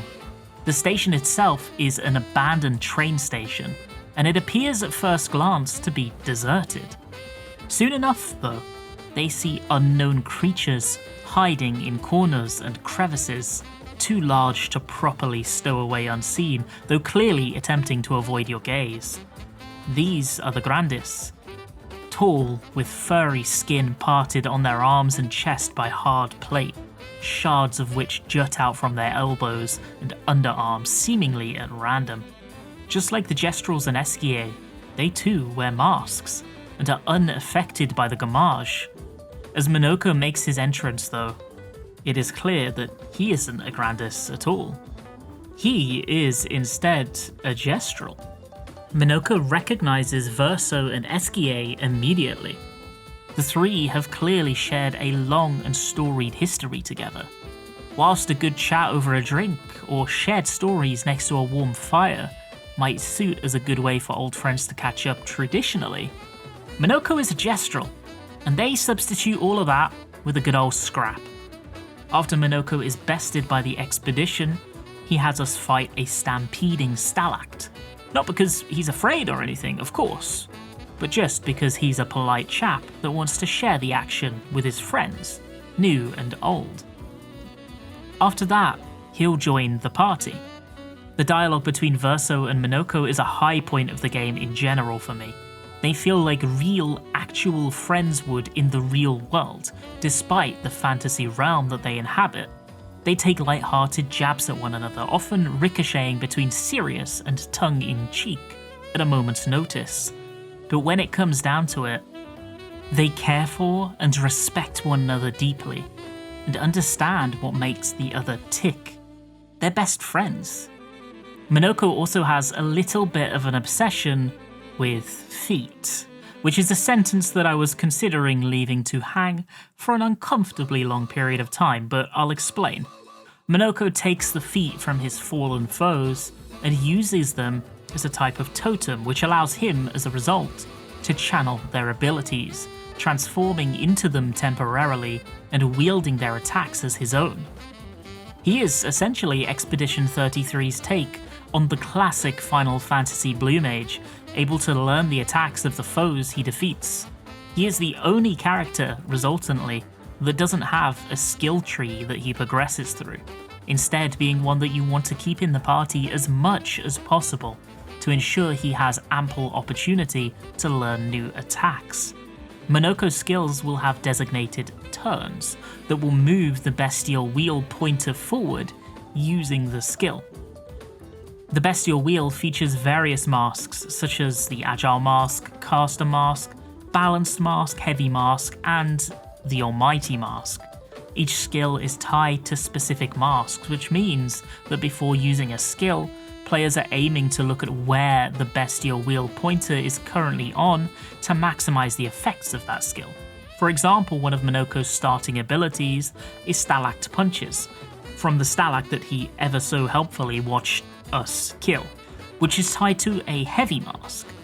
Players can use this at any time as long as he has enough AP, but it's more effective to use the skill when the bestial wheel pointer is on a heavy mask to further increase its damage. On the other hand, the Almighty Mask is an all-round mask which also provides the same effect by buffing all of Monoco's skills. With Expedition 33's number replenished, the team sets out towards Old Lumière to locate and destroy the heart of the Paintress. Old Lumière is a sprawling maze of cracked ground at varying elevations, dilapidated buildings, some of which tower above the rest of the region, and glowing swords dotting out from the streets and walls, left to signify the many battles that took place here in the past. Their path is blocked by the remnants of a massive building, and when Monoco takes initiative and transforms it into a Nevron to try and carve a path, everything goes wrong.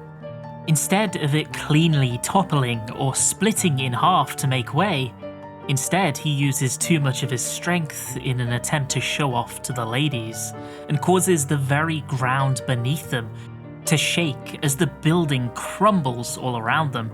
The chaos splits the party up as they dart in various directions to safety, some through choice and others through being literally knocked out, their bodies carried elsewhere by the splitting floor. Lune, Monoco and Sciel end up together, and on another passageway through the city, Verso and Sciel have found a safe haven and a path forward. They figure that the smartest route is just to continue forth individually and to find a convenient meeting point deeper into the city. The ladies, with a dejected and ashamed Monoco in tow, have little problem diving deeper into Old Lumière.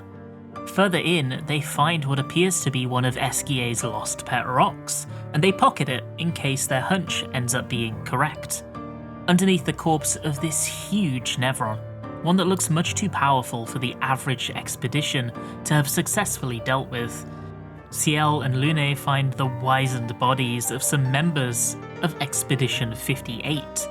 They made it pretty far, it turns out, and the two note that this was one of the previous attempts on the Paintress's life that Verso had accompanied. They find the group's diary, which each expedition leaves in the hopes of providing essential information to those who come after. Inside, there are speakings of an axon and some information about Verso that sends both Lune and Sciel into a panic. On the other side of old Lumière, Mael and Verso continue to make rapid progress. At one point, Mael loses sight of Verso, but decides to continue on in the hopes of catching up again. The streets peel away as she explores deeper, making way to open fields and massive rock formations. It feels like she's moving out of the city proper and into the suburbs. To the side, she spies a huge manor, resplendent and somewhat out of place in the abandoned city. This place looks well kept and carefully tended. She approaches the entrance as if drawn there, and as she comes close, the door creaks open, welcoming her gaze. Inside is a woman. Well, kind of. She's like the curator, all grey and ash, cracked skin, faceless, and constantly seeping chroma. Despite her not possessing eyes or a face, Mael can feel her gaze fixed pointedly on her. She wants Mael to come closer. Then, out of nowhere, Verso appears rushing at the door, exclaiming that he knew she'd open it for Mael. He's desperate, trying to make it inside, yet before he can, Renoir walks out. Mael has realised what this place is now too. It's the manor that she was whisked away to when she first made it to the mainland, the one inside the hut in the flying waters. This is Renoir's home. The masked woman they've seen many times before at this point steps out of the shadows too, standing beside the lady with the broken face and embracing her.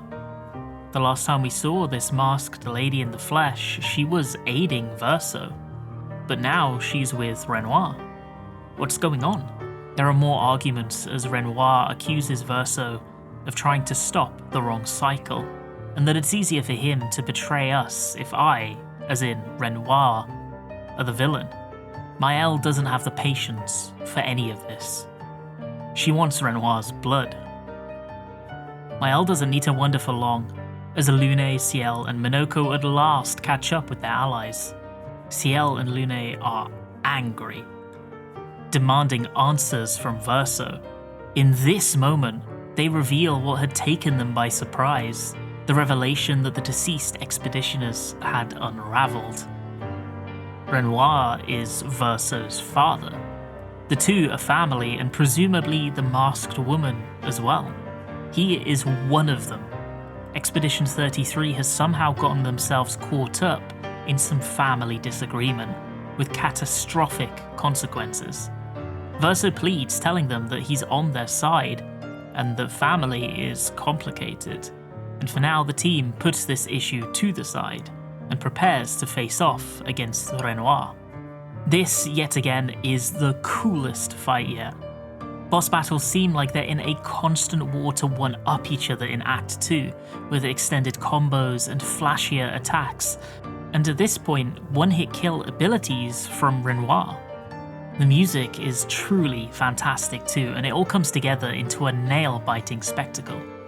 The battle ends with a huge explosion. The expedition defends themselves from its impact, but not everybody was able to protect themselves in time. Noko, the Gestral that was our first friendly encounter on the mainland, who's travelled alongside us all the way since we found Mael at the Flying Waters, is hit by the blast. Noko is Monoco's child, and he howls in pain at his loss, clutching his child's limp body in his arms. The masked woman advances, leaving the safety of the manor and making a beeline towards Mael. She clutches her hands, and in that moment Mael can see what she sees, hear what she hears, feel what she feels. Terror, heat, pain. A man is screaming, and her anxiety rises. They look into one another's eyes in shared anguish before the woman, seemingly satisfied that she's conveyed what she needed to, leaves. The manor disappears. Renoir is gone too. Expedition 33 is alone once more, though their number is reduced by 1. Back at camp, Esquier is ecstatic to see his rock dory once more. This new rock allows him to destroy the coral reefs that inhibit traversal across numerous oceans on the map, essentially unlocking the northern section of the sea for exploration. Lune and Verso talk. Lune is angry at Verso for keeping the secret from the rest of the team. To her, their trust is absolutely key. If she can't trust him, she's not going to put her life on the line at his side, as it will lower the success rate of the mission. After the loss of Gustave, she's more set on victory at all costs. Sciel has a softer tone. She understands why he may have hidden such a revelation from them, but this reveal in the midst of combat is unhelpful and distracting. They might have been able to handle Renoir more cohesively as a team if they didn't get this curveball at the same time. Verso admits that he does not think of Renoir as his father anymore. He didn't tell the others because it's private and painful and absolutely none of their business. He kept quiet because he doesn't want to be constantly doubted and compared to the man that killed their friends. It was his burden to bear, not theirs, and he didn't want to share it. The masked woman is called Alicia, Verso's sister and Renoir's daughter. She was trapped in a fire that damaged her face and throat, hence why she's constantly silent and why she takes comfort from donning that mask. Monoco mourns the loss of his son.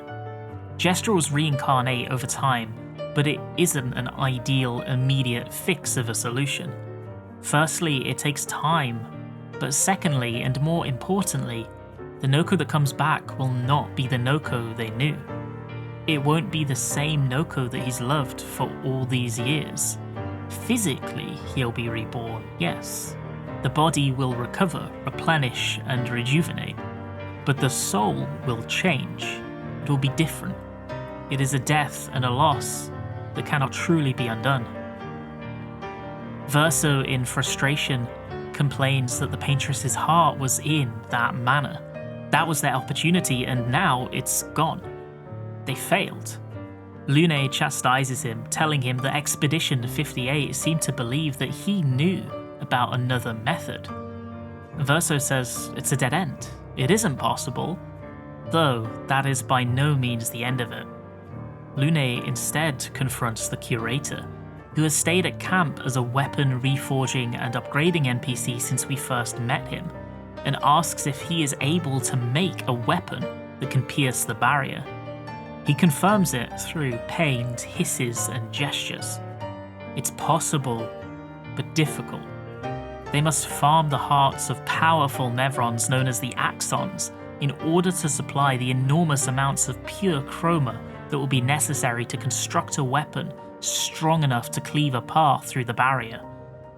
Verso is adamant that it's impossible to defeat an axon, despite the evidence.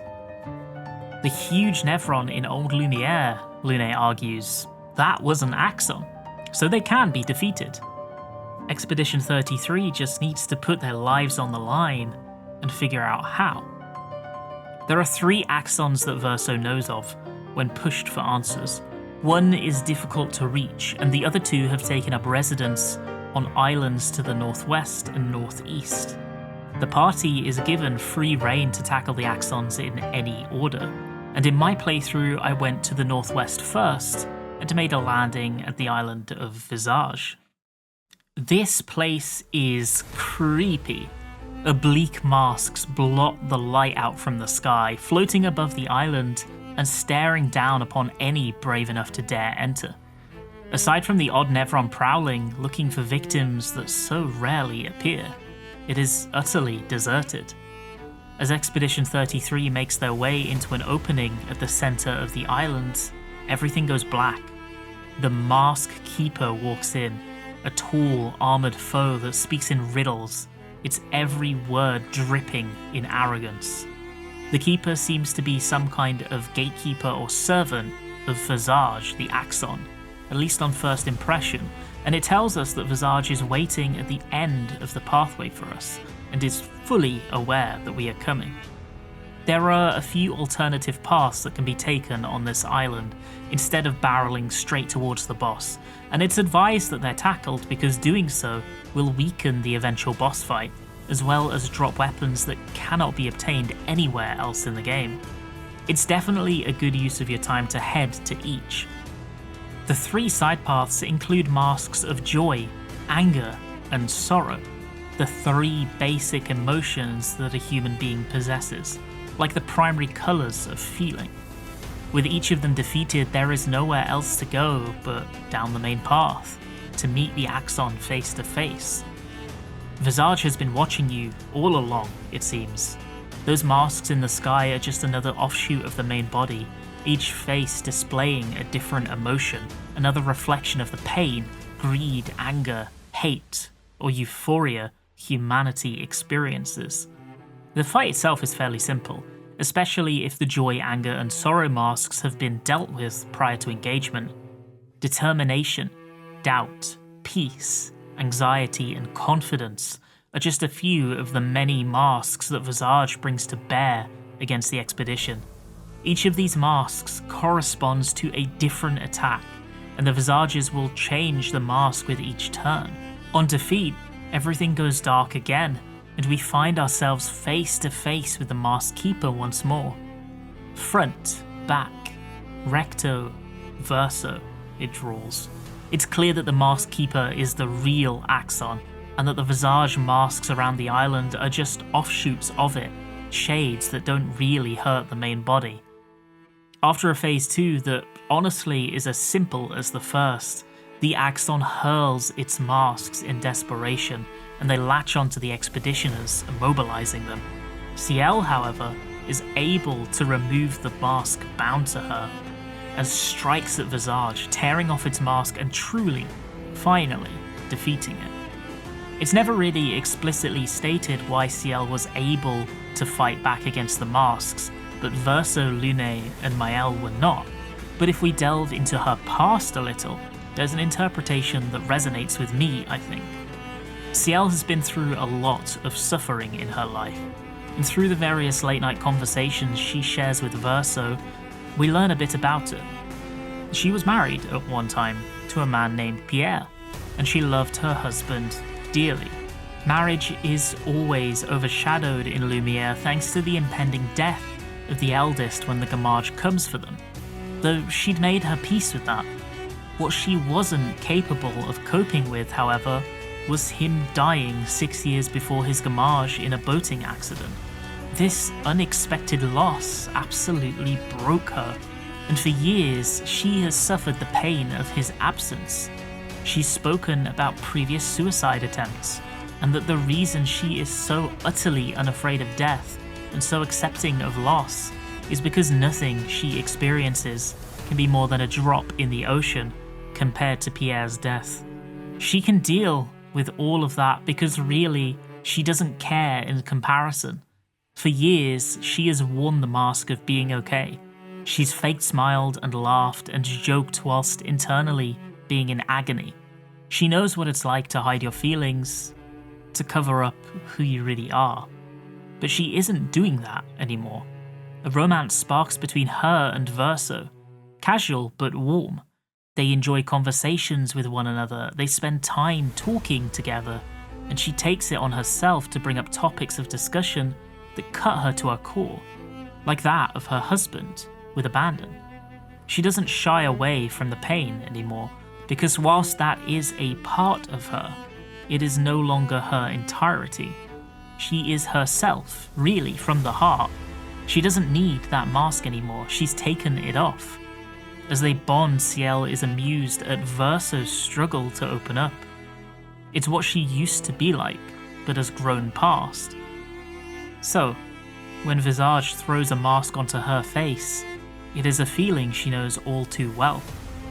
She's taken her mask off once before, and she can definitely muster the strength to do it again, far quicker than her allies are able to. Sciel is young and insecure. She's constantly exhibiting strength whilst hiding the weakness and pain she feels in her loss.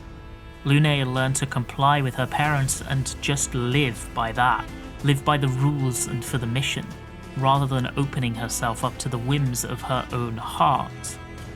This time Sciel exposes herself to defend them and to defeat their foes. Back at camp, Sciel gives the heart of the Axon to the curator, and as they make contact with one another for a split second, she sees Renoir instead of the curator before her. Baffled and utterly unable to explain what she saw, she decides to ignore this turn of events. The second Axon, on an island to the east of Visage, is named Sirène, she who plays with wonder. Throughout this multi-level, sandy amphitheatre, those that have been charmed by the Axon dance fervently throughout the skies, utterly enamoured with the melody that has brainwashed them. They make up the majority of the enemies in this zone, and whilst they are very easy to defeat, it's terrifying to think that, given a momentary lapse in control, the expeditioners could very easily become this too. In fact, when they first encounter Sirène, her song takes most of them, and they begin to dance, smile and laugh, losing control and all care for their objective in lieu of the tantalizing pleasure of giving in to the melody. They could stay here and dance forever. No more pain, sorrow, or suffering. Like Visage, Sirène also has an optional path that can be taken to make her eventual final boss easier to tackle.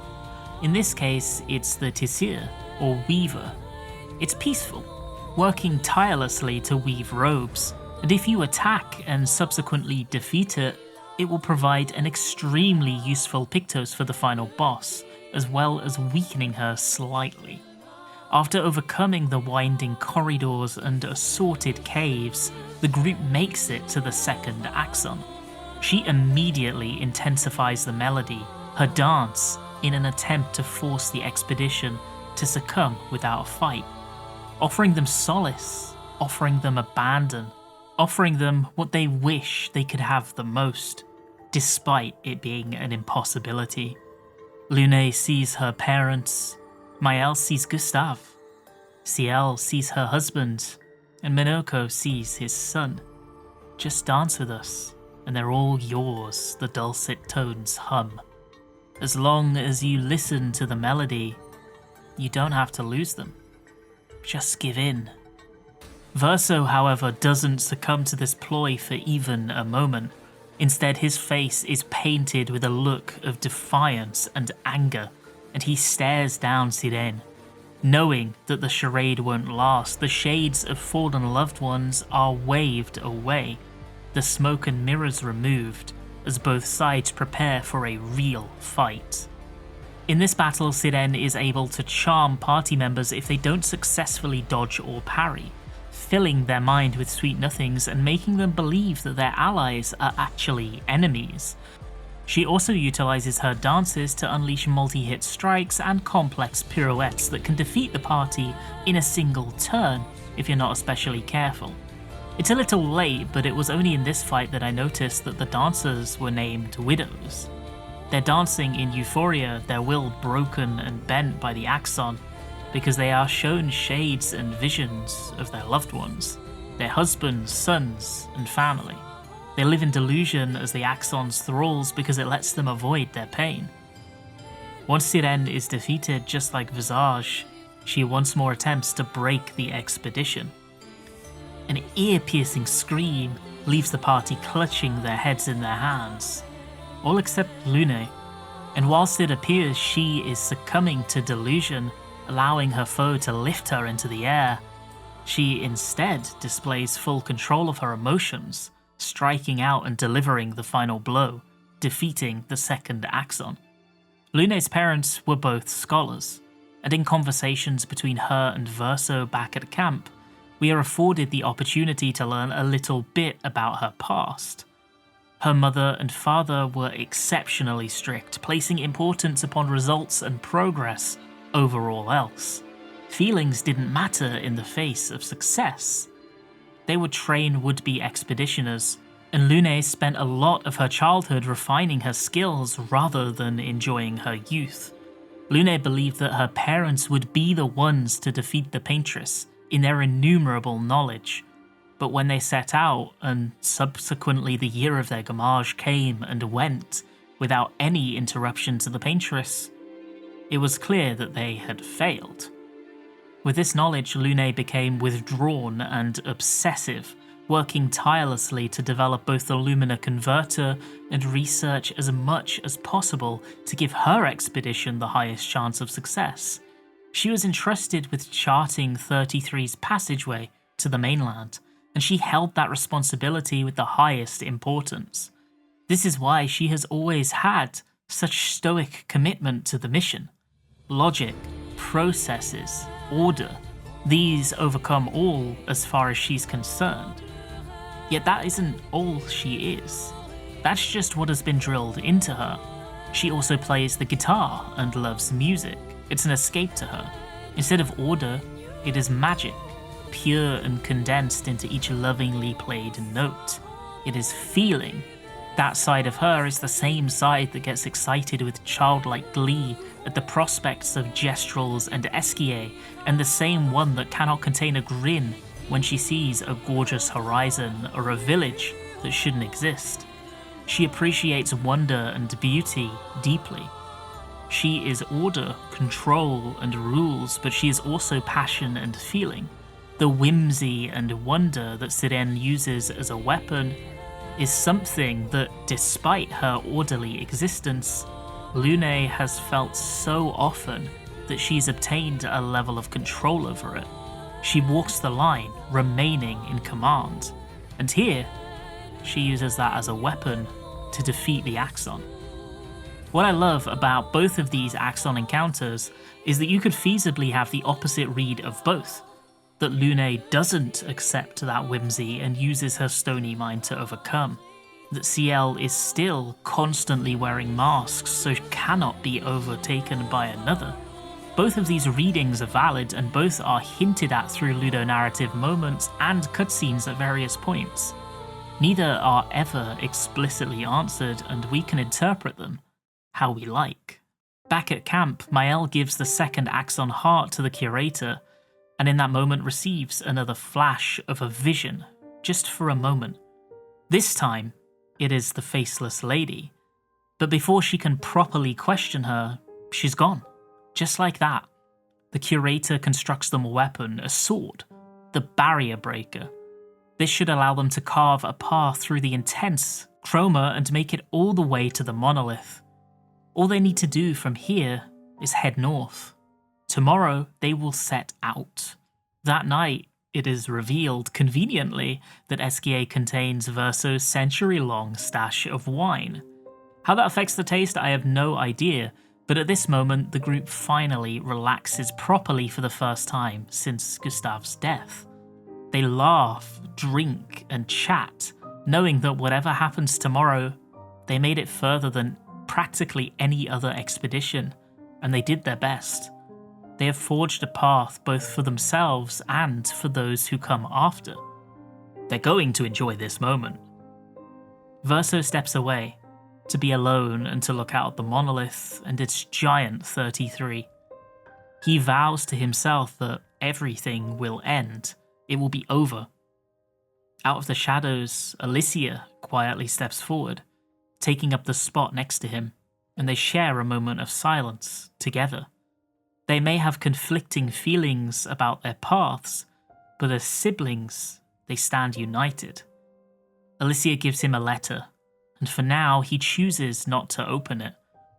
Instead, he tenderly removes her mask, telling her that his beautiful sister doesn't need this ugly mask and embraces her. The two hug and any conflict between them is forgotten. A clacking interrupts their cherished sibling moment as Renoir enters the scene. He isn't there to fight, but to plead one more time. He appeals to Verso. Do you know what it means to disappear into nothingness? He asks if Verso has truly thought of the consequences of what he's about to do. Their memories, their dreams, and their love for one another are all forfeit should they continue on this path. Who is really the one painting death? He leaves Verso to his thoughts. Breaking the barrier was easier than they expected thanks to their new weapon. Sciel tears it asunder, and riding aboard Esquier's back, Expedition 33 at last lands on the shoreline near the monolith. They've made it. Soon, they will face the Paintress. As they approach, the Paintress silently cries at the foot of the monolith, her head in her hands, posture utterly deflated. She's absolutely gargantuan. She doesn't notice they're coming, or at least if she does, she doesn't react. The team steels themselves, draws their weapons, and enters the fray. But as they attack, hurling their most powerful abilities one after another, the Paintress shows absolutely no indication of response. No fear, anger, nor pain. She just sits there crying, her head low. They aren't even making a dent. Then, a vision, but this time it isn't just Sciel. It's the woman with the cracked face again, and she tentatively takes a step towards Sciel, outstretching her arms in clear longing. If only they could properly communicate. If only they could understand. Verso feels the opposite, though. This makes him uneasy, and as he watches on, he witnesses his allies one by one burst into flame. Shortly afterwards, he burns too. Moments later, they are extinguished, and as the vision fades, the mysterious woman leaves through a portal. Sciel, Verso, Lune, Sciel, and Monoco follow her through and are transported to a different locale entirely. It is immediately clear where they are, though. Expedition 33 is now inside the monolith. Sciel may not be cognitively aware at first, but she knows innately what is happening. As those become conscious thoughts, moments turning to minutes as the team trudges through the monolith, she voices them. The woman with the broken face, the one who led them there, the one who she constantly sees and seems to desire connection with her. That woman is the Paintress. Verso had mentioned that the Paintress's heart was inside the manor. It was her. She was there. She is here. She is the heart of the Paintress, and she is the one they must defeat. She's waiting for them atop the monolith, and she has opened the path so that they may face her properly, once and for all. The monolith is a powerful location, not because of what original sights it brings us, but instead due to the way it pulls from what we've already experienced. The monolith is a pastiche of the rest of the world, each layer and landscape Expedition 33 has ventured through on their journey, including the Nevrons they've defeated on the way. It's a montage of every struggle they've faced, every trial they've overcome. They revisit an analogue for the Flying Waters, and the myriad caves they stumbled through. They soldier through replicas of those fields that Lune and Gustave first escaped from, what feels like years ago, and the snowy desolation of Monoco's station. Lookalikes of old Lumière, and realms of both the Axons pass them by. Periodically they witness what appears to be memories of the Paintress, seemingly shown to them intentionally, to convey her state of mind and emotions. Was she a woman just like any other, some time long ago? Near the top, the most potent memory presents itself in a beautiful, flower-filled clearing. One of a man and wife holding one another, hoping that in their closeness they can stave off the pain of some terrible loss. Renoir stands in their way as that vision fades. Even here, at the end of all things, he stands in their way, attempting to destroy the hard work the expedition has put in to this point. He appeals to Verso one last time, ever attempting to pull him on side before resorting to violence. He wishes that he would become a turncoat, returning to his family. She's not the only one who grieves, he says, for losing you. He eyes Verso with fierce intent as he spits the words in anguish. Verso is cold, cutting the idea down before it's given a moment to formulate in his mind, refusing to consider it at all. We lost one another years ago, he says. He knew it would be this way, but that doesn't make it hurt any less. Drawing his blade, the cue for his allies to prepare for battle, Verso says that they only need to incapacitate him. Sciel, however, is bloodthirsty. She wants him dead for Gustave. All her anger and hate have pooled throughout their various encounters, held back by the dam of circumstance. But here, she won't hold back.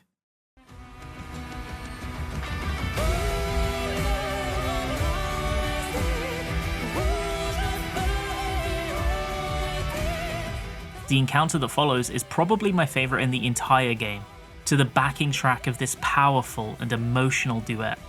It's here that for the first time the expedition really feels like they're gaining the upper hand over Renoir in terms of strength. They are pushing him back. All the trials they've been through, fighting Nevrons and Axons and overcoming emotional hurdles, through the refinement of the Lumiere converter, Gustave's gift to them, even in death. They are powerful enough to overcome this being that was unimaginably strong in comparison to them at the start of their adventure.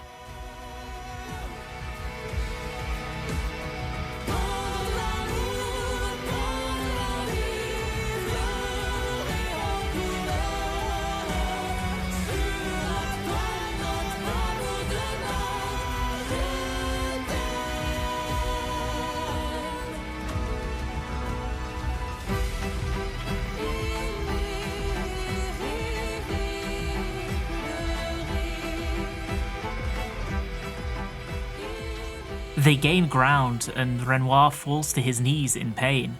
Before the team is afforded the opportunity to press the attack, the very air around them fills with an overwhelming sense of dread. Behind Renoir out walks a giant lion of pure chroma, and with an ear-splitting roar it shoots a lightning bolt infused with chroma from the sky, hitting Renoir and providing him rejuvenation. It heals him fully, and for the rest of the battle will act as a support to him, delivering combos and lightning attacks alongside its owner's hits. So the song in the background is in French, right?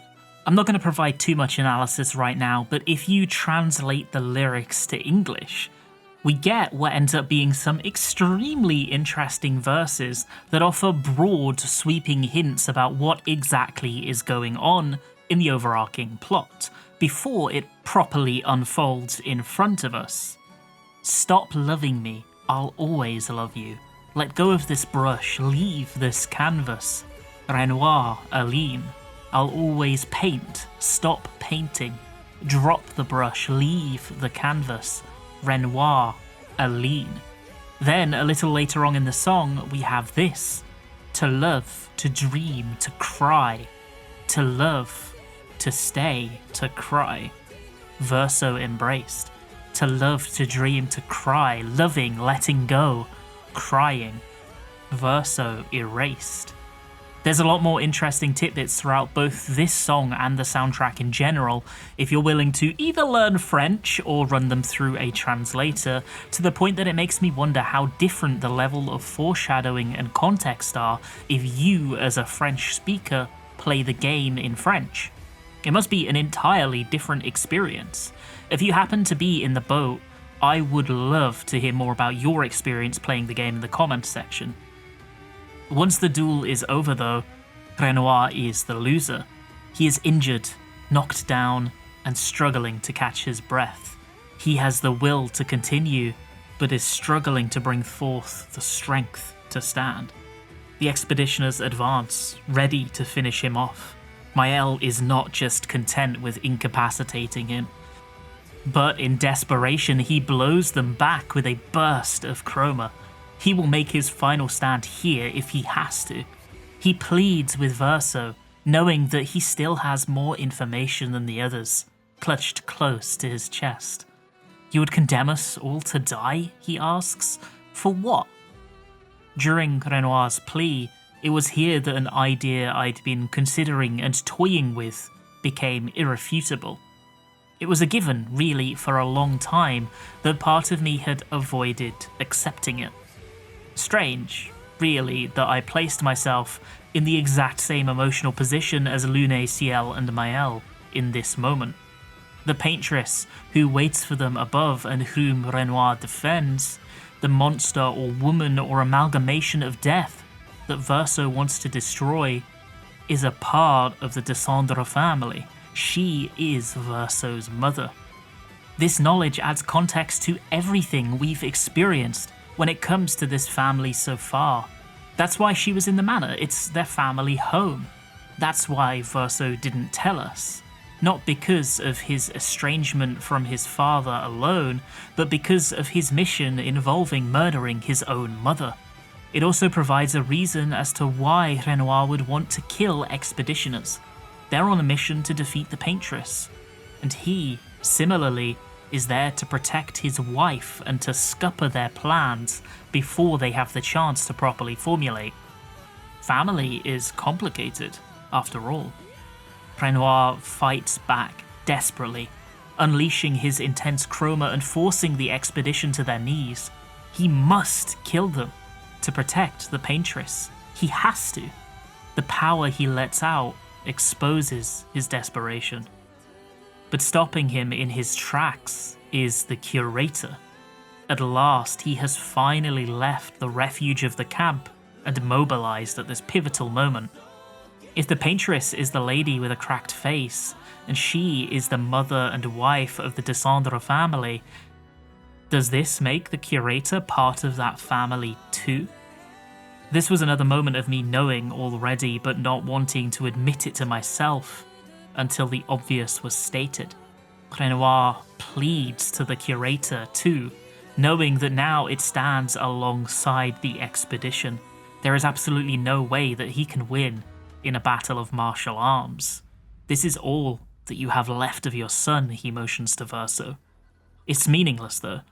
The curator takes Sciel's hand, clasps it tightly, and together they press it to Renoir's chest.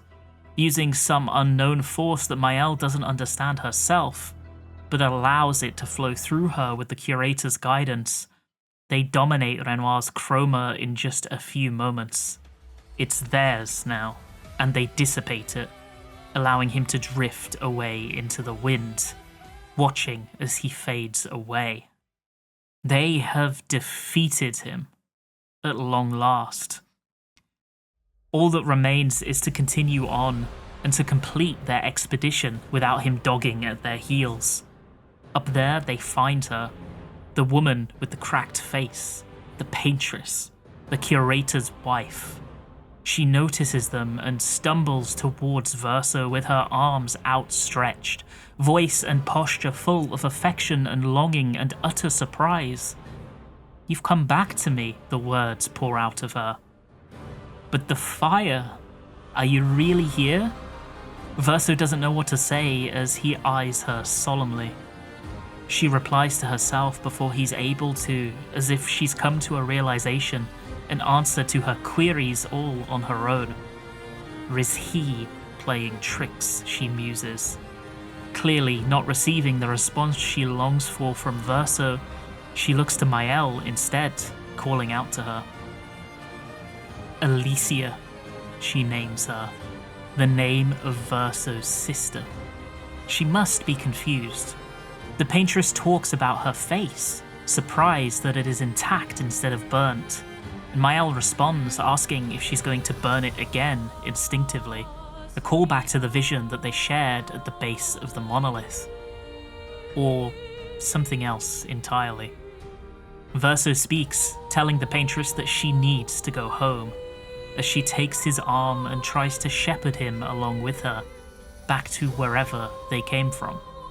They take but a few steps together before she cracks. She becomes convinced that this is a trick. Sciel is not Alicia, not her Alicia. Verso isn't her Verso, and her anger bubbles up at the deception. She demands the truth, and Verso gives it to her plainly and bluntly, spitting it out like poison. No. Verso is dead, he says. This isn't the time for him to explain. They have a job to do. In response, the Paintress unleashes a massive explosion of pure chroma. She is the most powerful foe they've faced yet, and it isn't even close. She commands at her fingertips the chroma to erase entire nations should she wish, and certainly enough to eliminate them if they lose focus for even a second. This is what the expeditions were created for, to bring forth tomorrow for those back home in Lumière, for all who suffered the effects of the Gamage, to defeat the Paintress. Lune, Sciel, Verso, Monoco and Sciel will be the final expedition, or they'll die trying. The fight begins. The Paintress holds a palette as she battles, as a weapon that allows her to draw forth and mould the chroma into astonishingly powerful attacks. After an intense back and forth of traded blows, the team is able to slowly but surely whittle her down, weakening her more and more. They can do this for Lumière, for all those who have died to the Gamage in the past, and for Gustave. Once her health bar has been fully depleted once, she calls upon her greatest Paintress creation, and the ground beneath them begins to shake. It's the one they had originally thought of as the Paintress, that monolithic doll that they had tried to fight down on ground level. She rises up behind the Paintress, literally dragging herself to her feet. Knowing they're sitting ducks if they stay where they are, Verso calls on Sciel, and as he approaches to support them, pulls out a rock that he's been hiding in his pocket all this time. It's Sori, which will allow Sciel to carry the team on his back in flight, and they quickly mount up so that they can continue to face the Paintress and her greatest creation, face to face. She draws her paintbrush too, and this is where things escalate. Renoir can grieve however he likes, she screams in anguish. But I get to grieve my own way. She tears open a rift in reality itself, allowing void chroma to seep out in some of the most gorgeously devastating attack animations we've seen up until this point in the game. Later in the phase, she pours condensed, blackened chroma over the party, giving them a countdown until their imminent demise. Expedition 33 can destroy the orbs above her to stave off the countdown, or they can take the risk and make a gambit on being able to deal enough damage before their clock hits 0. After this phase, there is a third, as the Paintress falls to her knees, alone, unable or unwilling to fight, cradling herself in pain. As you take your turns one by one, chipping away at her dwindling health pool, she doesn't fight back. It feels more like an execution than a battle. You begin to feel sorry for her, to wish there was some other way than brutally beating the life out of her. But there isn't. You complete your grim task. At the end of it all, Verso takes his mother's hand and holds her as she collapses to the ground. She looks so fragile like this. Nothing like the monstrosity Lumière natives had been envisioning for decades on end. She's dying. Why? She asks, betrayed and hurt and in shock at the turn of events. She calls out to Sciel, naming her Alicia again. Maëlle dissipates her chroma, just like she did to Renoir, an ability deeply reminiscent of the effect of the gamage on people. And just like that, she's gone. Whilst it doesn't really feel like a victory to Verso, they have won. It's over. For decades, the expeditions have set out on a quest to defeat the Paintress, and today, 33 has done it. She will never paint death again. The gamage has ended. In memorial of the moment, they hoist up their expedition's flag.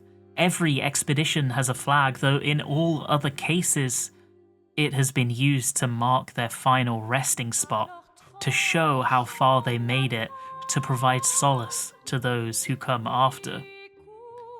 This time, instead of showing their demise, they place it at the top of the monolith as a symbol of their victory. They did Gustave proud. The expedition was a success. There's little else to do than to bask in the moment and then fly home to their lives, free from the shadow of the Paintress.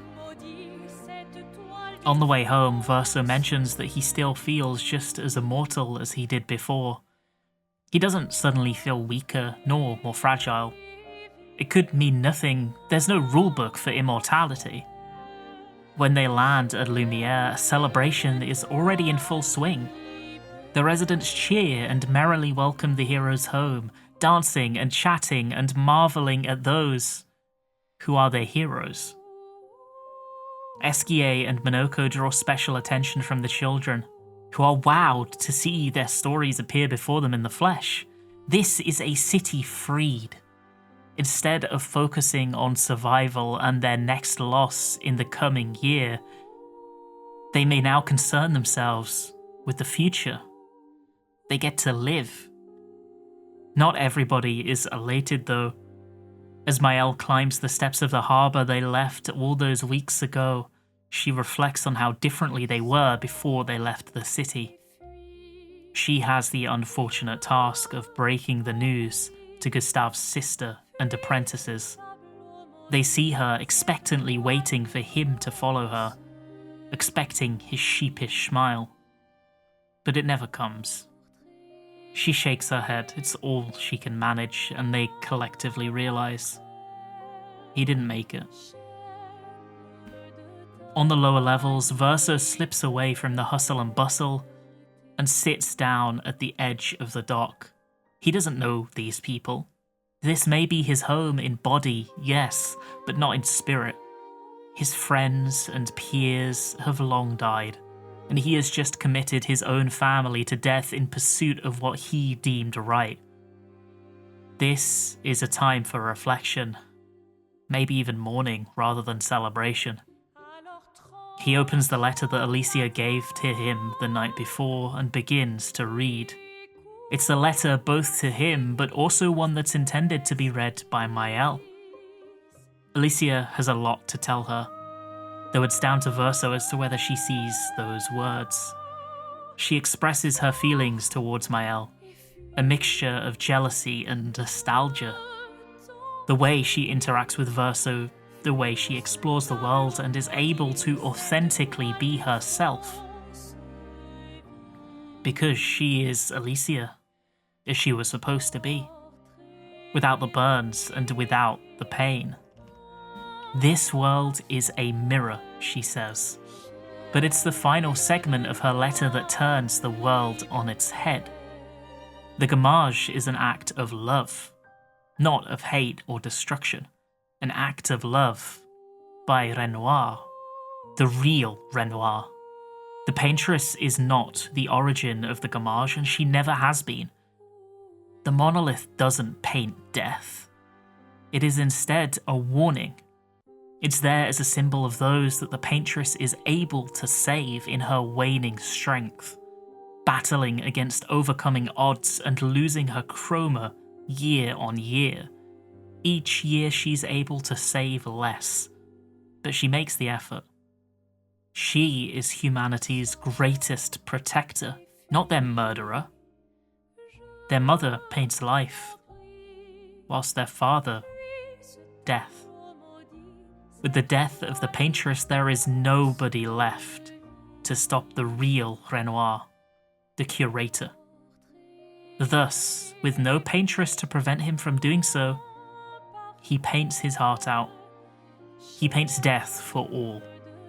There's nothing they can do, and they don't even realize it's coming until a stream of flowers is billowing up from the docks, floating away peacefully in the wind. It comes for them all. It's a beautiful death, in many ways.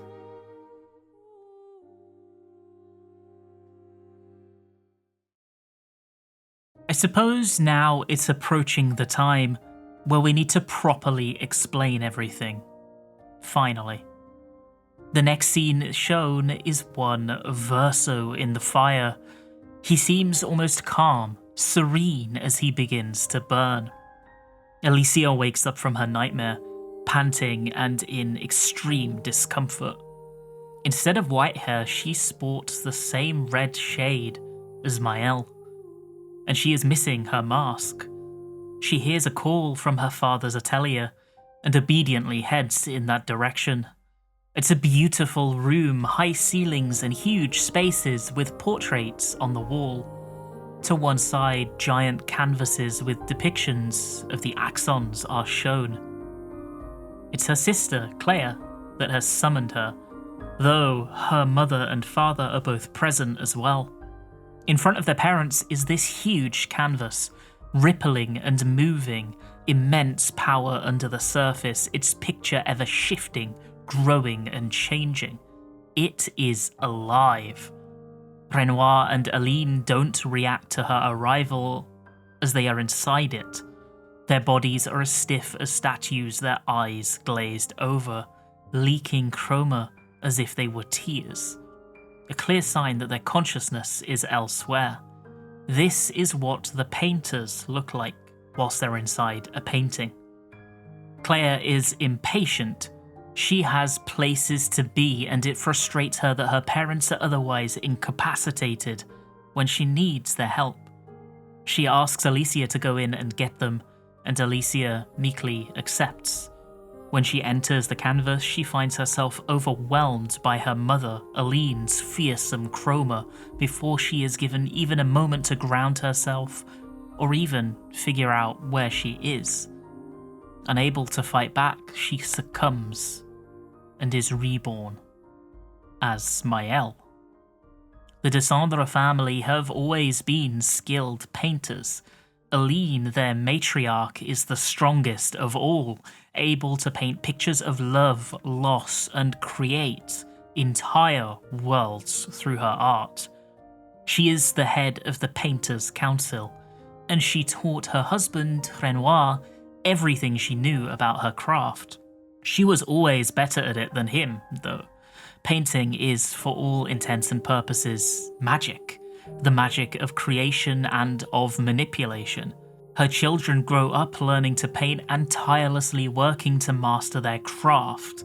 But beyond that, they are raised to love painting. They spend their leisure time within them, enhancing, improving, and adding depth constantly. The world we inhabit, the one with Lumière, is not real. It is a painting on a canvas, created by Verso as a child and populated by the creations that brought him joy. He made the Gestrals inspired by paintbrushes and mannequins, and the Grandis, and he loved them dearly. They look like childlike creations because they are just that. He painstakingly added an artist's rendition of his dog and made it his best friend within his canvas, Monoco.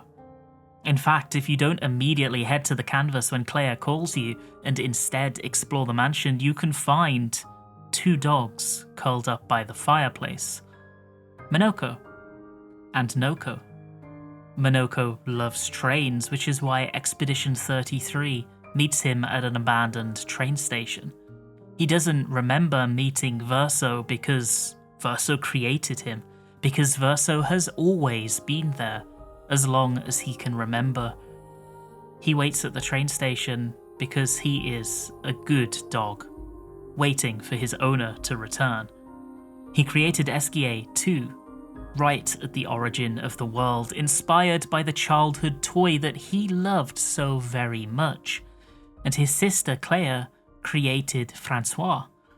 And they whiled away endless lazy afternoons with one another playing in the canvas. Esquier once mused that there was a time when only those four inhabited this world. But children must grow up, and Verso is no exception. But painting isn't the only form of magic in this world. Writing, too, holds great power. The writers and the painters, however, despite their magnificent powers, are at odds with one another. We never learn the details of this disagreement, but it is severe enough to be considered a war between the two factions, and has grown to the point of violence. At one point, the writers set fire to a wing of the Descendre mansion, with Alicia trapped in the blaze. Verso rushes into the mess of collapsing wood and smoke and fire to save her, and succeeds in protecting her from death, but in doing so, loses his own life. Verso died in that fire, and Alicia suffered severe burns, losing her eye, damaging the skin of her face and throat, and leaving her with a raspy, harsh voice that can barely make noise. With the loss of their Verso, the Descendre family was broken. They each mourned the loss in their own way, and struggled to fill the gaping hole that his prior presence left. Aline felt the loss most keenly and was unable to cope any longer. She found Verso's childhood painting and ventured inside, retreating into the warmth and safety of a world created by her son. This was a way she could still be near him in some way, still feel his presence. This was how she could avoid having to let go. In order for the painting to have so much strength and life, Verso had imparted it with a small fragment of his soul in his childhood, so by being here, she was being with him. Kind of. Here, in the canvas, she created copies of her family, painted versions that would keep her company and remain loyal to her.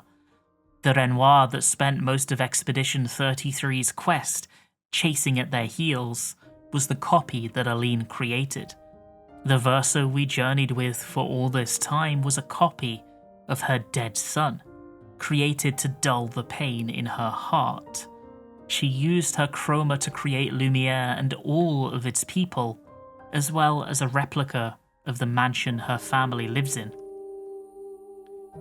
She spent years in the canvas. It's important to note that the flow of time inside and outside the canvas are not in sync, so years inside the canvas equates to much less outside in the real world.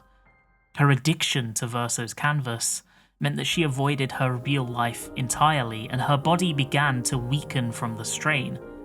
Renoir, the real Renoir, the one we know as the curator, entered the canvas to try and reason with Aline, but it was no good. She didn't want to leave, wanting to be left to grieve in her own way for as much time as she needed, even if she died as a result. She didn't care. Renoir, growing increasingly desperate for the well-being of his wife, and frustrated that she wouldn't listen to reason, came to the realization that he needed to destroy the canvas to save her, to return her to the real world to heal by force.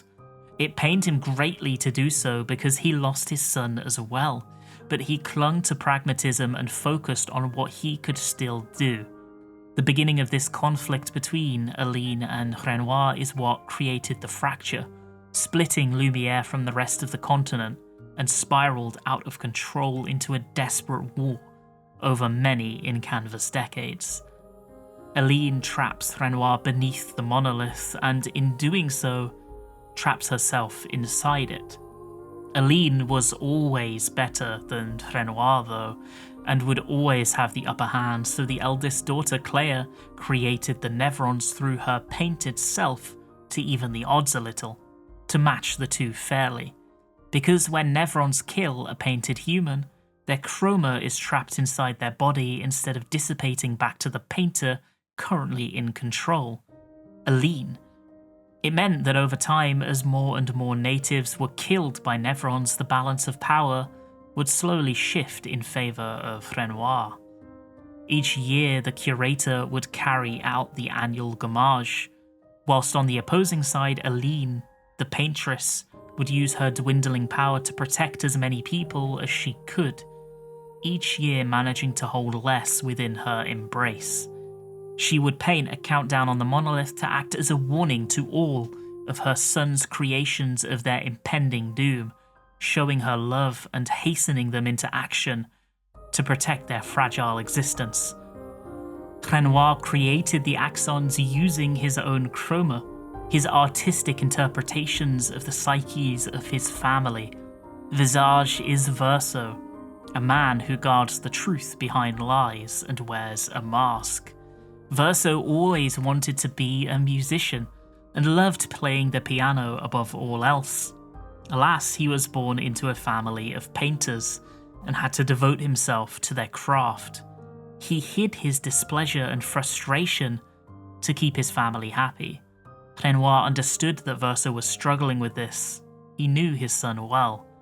One of his greatest regrets was not working through it with him when he was alive. Sirène was Aline, his darling wife. The Reacher, the axon up in the mountains and a struggle to reach, was based on Alicia. The fourth axon, the one whose body we find broken in the remains of old Lumière, was based on Clair. Clair spends most of her time in the real world, waging a war against the writers and longing for the support of her family. Aline and Renoir are entangled in a battle inside the canvas. Verso is dead, and more recently Alicia is in there too, unaware of this other life she even possesses. Her chroma was dominated and she was reborn as Sciel, and is living life as another denizen of the canvas, free from the pains of her burns and the knowledge of her lost brother, as well as the shackles that none of this is real. Not really. And Verso, painted Verso, our Verso, knows all of this. He takes all the weight of it on his shoulders without sharing it with any of his allies, and without crumbling beneath it.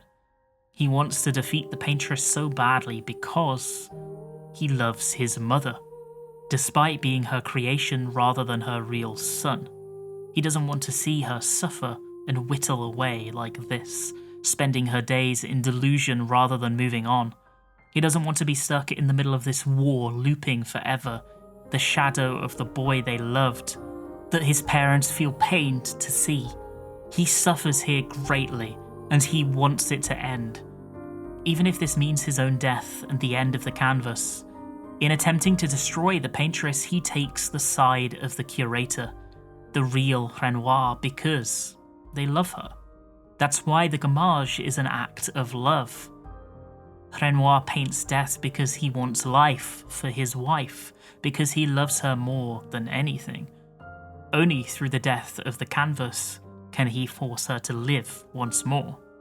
So, in the wake of the gommage, Verso and Alicia, Sciel, she prefers that name now, sit together in silence. Lumière is silent. Everybody else has been erased. She's remembered all of this at long last and knows who she is and why this has happened. She had the curious power awakened by the curator in the monolith to erase painted creations, and she used it on both the Paintress and the painted Renoir. That is her making use of her powers as a Paintress, as one of the Descendre family. She will not forget it again. In an attempt at comfort, she tells Verso that whilst he looks and sounds like her brother outside of the painting, he isn't the same. He is his own person. He is deserving of existence. The two of them confront the curator as he shifts his form back into that of Sciel's father, Renoir. The two of them run into each other's embrace. It's been so long since they've seen each other properly. He is more caring than the painted Renoir, more tender, and after his reunion with Alicia, he looks to Verso. He addresses him carefully, with concern and distance in equal measure. He apologizes for the pain his family has caused, and for the trouble. He talks about oblivion feeling like no reward at all for his assistance, even if it is what he wants. This is the moment in which Alicia realizes what Renoir's true plans are. He doesn't just want to expel Aline from the painting so that she can heal. He wants to destroy the canvas entirely, so that she is forced to confront the reality of the situation. Despite his good intentions, that is absolutely not something she wants. This is her home now, she pleads. But this touches a nerve with Renoir and hurts him deeply. It reminds him too much of Aline for comfort. He firmly tells her no, despite Maël's arguments. She tells him that she won't lose herself in the canvas if she stays, but he doesn't believe a word of it. He's seen this all before. He has to put his foot down, as much as he understands her point of view. She is inhibited in the real world after the accident, but it doesn't make it okay for her to retreat into falsehood. He will destroy this world for his family. Renoir summons powerful nevrons all around Lumière and begins to gommage Verso to provide him oblivion. But Maël stops him. Esquier swoops in, ready to whisk them away, and Maël draws in as much chroma as possible to her person before they leave. Back at camp, she sits with Verso, Monoco, and Esquier, and struggles to control her power. She hasn't yet managed to reclaim proper control of it. To her, it's this entirely new side that she can only vaguely understand. She is a paintress, but she cannot command creation how she wants to. Verso guides her despite not possessing this power himself, telling her to think of the core of those she wants to create, the center of their being, what makes them tick and the feelings they give her. And channeling that, she uses the chroma she collected to bring Lune and Sciel back. She reverts their gommage. Over the coming hours, they are filled in on the details of this sad, complicated tale. Lune is fuming mad at Verso, calling him a coward for knowing all of this, and yet keeping it from them. She thinks of him as a traitor, and really, she isn't wrong to do so. Despite his intentions, he used them, knowing that the outcome of their mission would directly harm him. Sciel has a different stance entirely, though.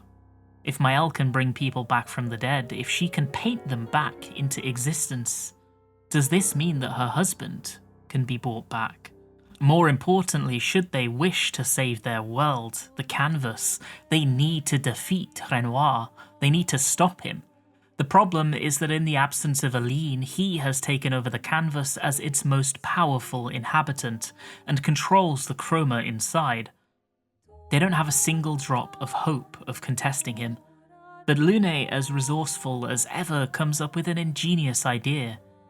When expeditioners are killed by nevrons, their chroma is encased in their body instead of dissipating. Each one of them, frozen in place in their death, is a reservoir of chroma, waiting to be plundered.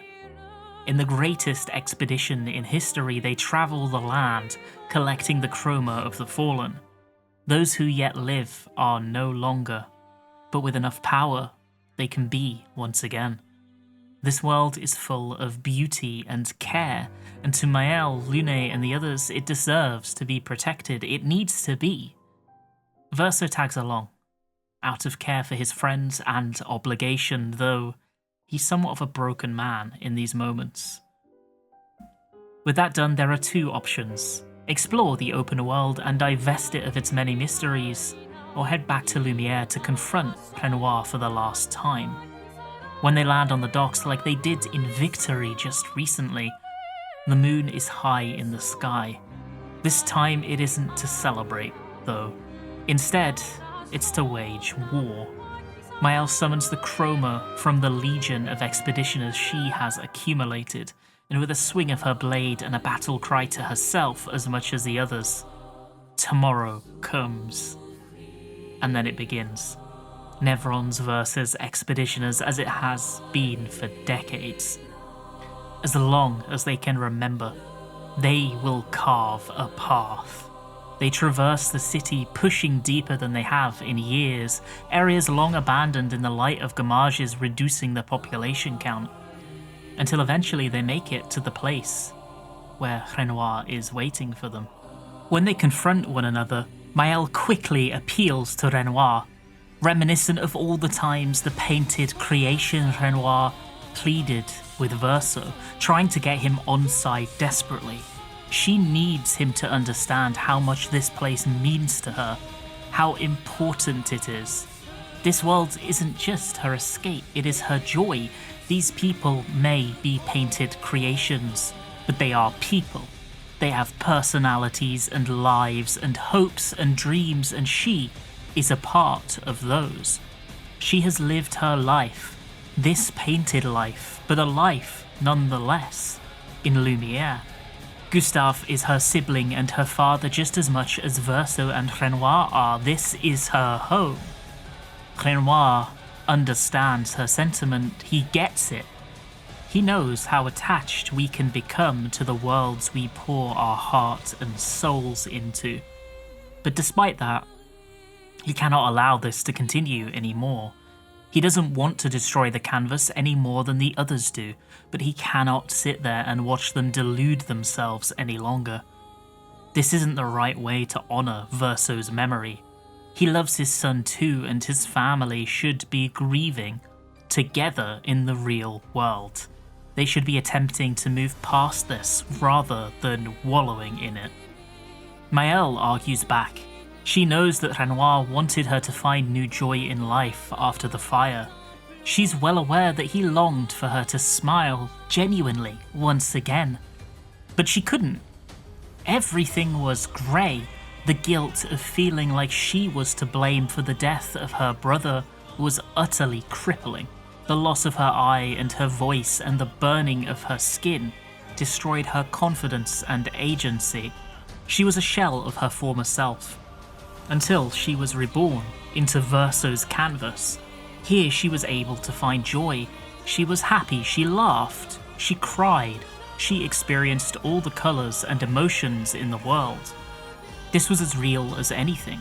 There is nothing more that can be said.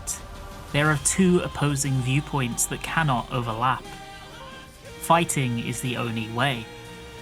He faces her as the curator and the battle begins. There can be no holding back here. This is a battle for their world, and for the curator, for the very safety and future of his family. It's deeply personal for both sides. He summons black holes and cataclysmic slashes that make the world feel like it's rending in two, and yet still the expedition stays on their feet and gives as good as they get. At the halfway point of the encounter, Renoir summons the Axons to support him, and they rise out of the depths from the background like kaijus in a movie. Each offers him support, attacking the party or providing him shields and protection, doing their best to back up their creator as if they were supplementary party members. They were created in the image of the Descendre family, and they stand beside him without argument as he wishes his real family would in this matter. He needs Alicia to accept things as they are, not how she wants them to be. She has to accept her burns and the loss of her brother, and the fact that this world is just an escape rather than a place she can remain. He wants her to find her peace and to move on. Aline too. This is not what Verso would have wanted for them. This is the last thing he would have wanted. Renoir is desperate to save them, to set them free. Yet the expedition keeps fighting, beating him back. And when he's about to fall in battle, his health depleted, Sirène, the Axon built in the image of his wife, steps in, healing him immediately back to full. Then, an interloper comes. A portal opens and Aline herself makes her entrance once again. She's risking her life by entering the canvas so quickly after her last visit, especially with that previous foray as the Paintress lasting as long as it did. By all accounts, she shouldn't be here, and her presence upsets and unsettles not just Renoir but Verso as well. They both considered her role in this world finished, and her for all intents and purposes safe, and that is how they wanted it to stay. Verso betrayed his friends, committed this world to death, to save her. But in an act of desperation to even the odds, she summons her Paintress form, which towers above them and directly engages Sirène. The curator has lost his party. In response, he summons the Descendre family canvas and allows it to flow through him, augmenting his attacks and expanding his arsenal. He takes to the skies using wings to overwhelm them. His stance even mimics Alicia's at times, and his combos grow in length and complexity. But it doesn't matter. The next time he tries to dive at them, Maëlle replies, leaping into the sky and skewering him on her blade. With that, the curator is defeated. Knowing he has lost, Renoir laments the situation. Aline had saved him many years ago when he lost himself in the canvas, and taught him how to control himself, how to never give too much, how to paint effectively and safely. He idolized her and saw her as the symbol of how to be a perfect painter. Yet now that she needs him, now that she threatens to lose herself in a canvas, he isn't strong enough to save her. To make matters worse, his daughter too could share the same fate. They are flying too close to the sun, and all he can do is watch. He no longer has the strength nor the will to interfere in this canvas. There is one last thing he can try though. He can show them the grimness of reality. He shows them how they look in the real world standing beside the canvas. He shows Aline and Alicia coughing and spluttering, staggering in place, fighting to remain standing, unaware that they are pushing their bodies to the limits. They look like addicts, eyes glazed over and sunken, struggling for air, but it doesn't matter as long as they can stay in the canvas. This sight cuts Verso to his core. Despite knowing that this is what she looks like outside, Maëlle remains steadfast. She isn't willing to lose her friends and life in the canvas. She's lost too much already. Having lost, Renoir accepts this in the end, and decides against his better judgment to trust her. He can't fight back anyway. He's a good man. All he really wants is what's best for the safety of his family, even if he has to be painted as the villain to achieve it. He wants them to be happy, and he loathes being the one that takes their joy in the canvas away. But seeing them so close to the edge every day, suffering so violently, he cannot trust them to regain control of themselves. A man beaten down by loss and watching his loved ones falter, doing what he can. He chooses the only option left to him, and leaves with grace, trusting in Alicia to make the right choice. Unable to sit idly by any longer, though, Verso jumps through the portal too, making it to the end of the world, the heart of the canvas where its creator originally formed it, and the fragment of his soul still resides, dutifully painting away. This boy is one we've seen so many times throughout the journey, often standing idly, reminiscing about the way this world used to be, the things he wished for but could never attain. He shared the same cracked face appearance as the Paintress and the curator, because he was one of them. This is the fragment of Verso's soul, left in the painting. Verso desperately wants him to stop painting, to be properly laid to rest at last, both to protect the family he loves but can never call his own, and to end his own personal sense of perpetual torment at being a placeholder for a dead brother. Maëlle wants nothing more than the continued existence of this world. It's the last piece of her brother that she has, and it has become a cherished home and sole place of solace for her too. Being in this place is dangerous for Verso, though, whose home is the painting. None should be able to sustain themselves here aside from painters and paintresses. But thanks to the gift from his mother, he holds firm, without immediately dissipating. He tells Sciel she can come back. She should leave and take care of herself, and then come back when she's better. But Sciel isn't going to fall for it. She's convinced that the canvas will be destroyed by Renoir the moment she leaves, and she's probably right. She doesn't see life on the outside to be worth it. She has no voice, no freedom, no friends, and is trapped in a body she hates. In the canvas, she lives, whereas in the real world, she just exists. Verso tries to tell her that she doesn't need the canvas, that she can and will find joy elsewhere, that it's a crutch. He quotes Renoir repeatedly, understanding his position fully at long last. He doesn't want to keep living in the shadow of a dead man. This life is no good, and he wants freedom. Expedition 33 then gives you the choice, Sciel or Verso. The two will duel, pitting their ideologies against one another, and you must pick which you agree with. Should you choose Verso, he defeats Sciel in single combat, which causes her to begin fading, inevitably to be ejected to the real world, in exactly the same way they had done to Aline beforehand. Initially, Verso's objective had been to save Aline no matter what, but after they had completed that objective, despite not really believing himself, he chose to see what Sciel could do.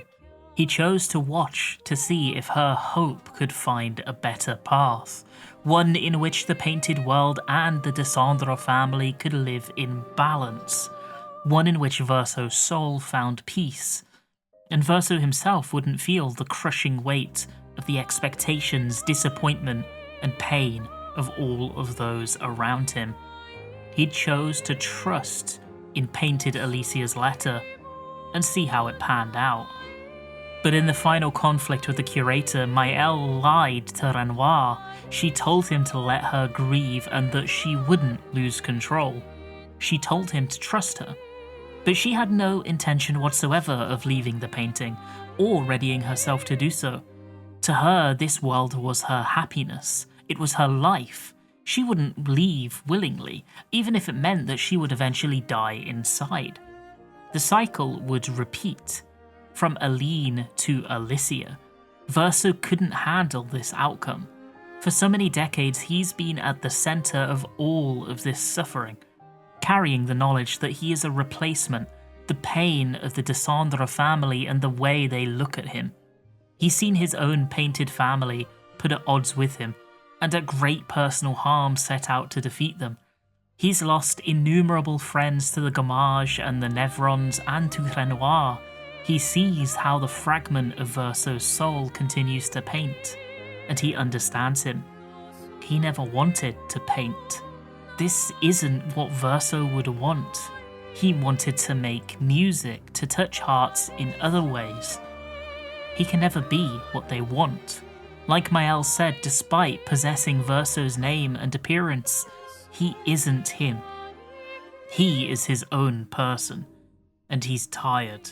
He wants to rest. So, at the end of all things, he holds Sciel as she returns to the real world, comforting her just as her brother did in that blaze that started this entire cycle. Just like that, she's gone. Monoco and Esquier come to comfort their oldest friend, hugging him tightly. They understand why he has done this. They've seen him shoulder the burden for so long that they cannot be mad. They love him unconditionally, and that is the feeling they cling to as they fade away. Sciel enters through the portal, seeing what he's done.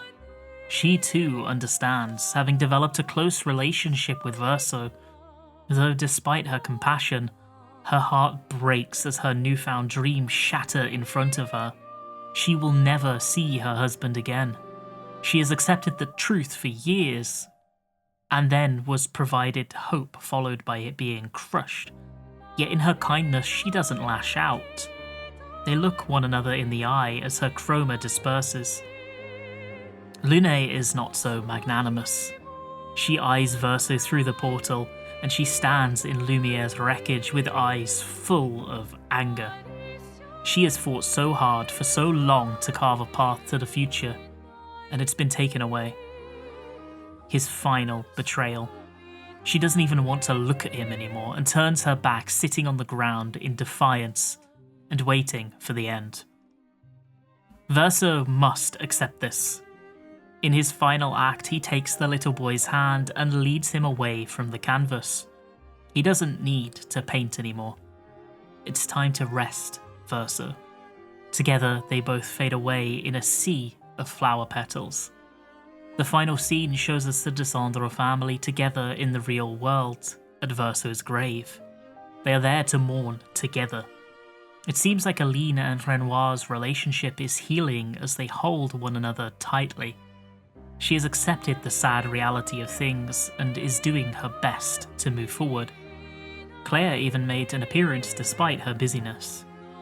Her family being back has greatly relieved her solitary pressure. Maëlle stays longer than the rest, looking past the grave. She sees her friends from the canvas and they wave to her, before disappearing in a cloud of petals. It's not just the loss of the brother that she mourns. The future is unclear. If you choose Maëlle instead, she defeats Verso and he begins to fade away. In a way, Maëlle's grief is even deeper than her mother's. They are both grieving the loss of their son or brother of Verso, but Maëlle is also grieving the loss of herself, both freedom and future. She will never be normal again. That's why the painting means so much to her. She is afforded both. The chance to keep a part of her brother alive, but also the opportunity to live life how it should have been. Life without pain and disfigurement. She was also grieving for her voice, her eye, her skin, and the life she had before the fire. She saw no place for herself anymore in the real world where she felt like a living ghost. Keeping the canvas alive isn't just about her either. Lune, Sciel, Monoco, Esquier, and more so than those, the residents of Lumière, the Gestrals, the Grandis, they have lives, feelings, hopes and dreams. Don't they deserve to exist? They shouldn't lose their lives due to the grief of their creators. Do they have the right to decide the fate of an entire world?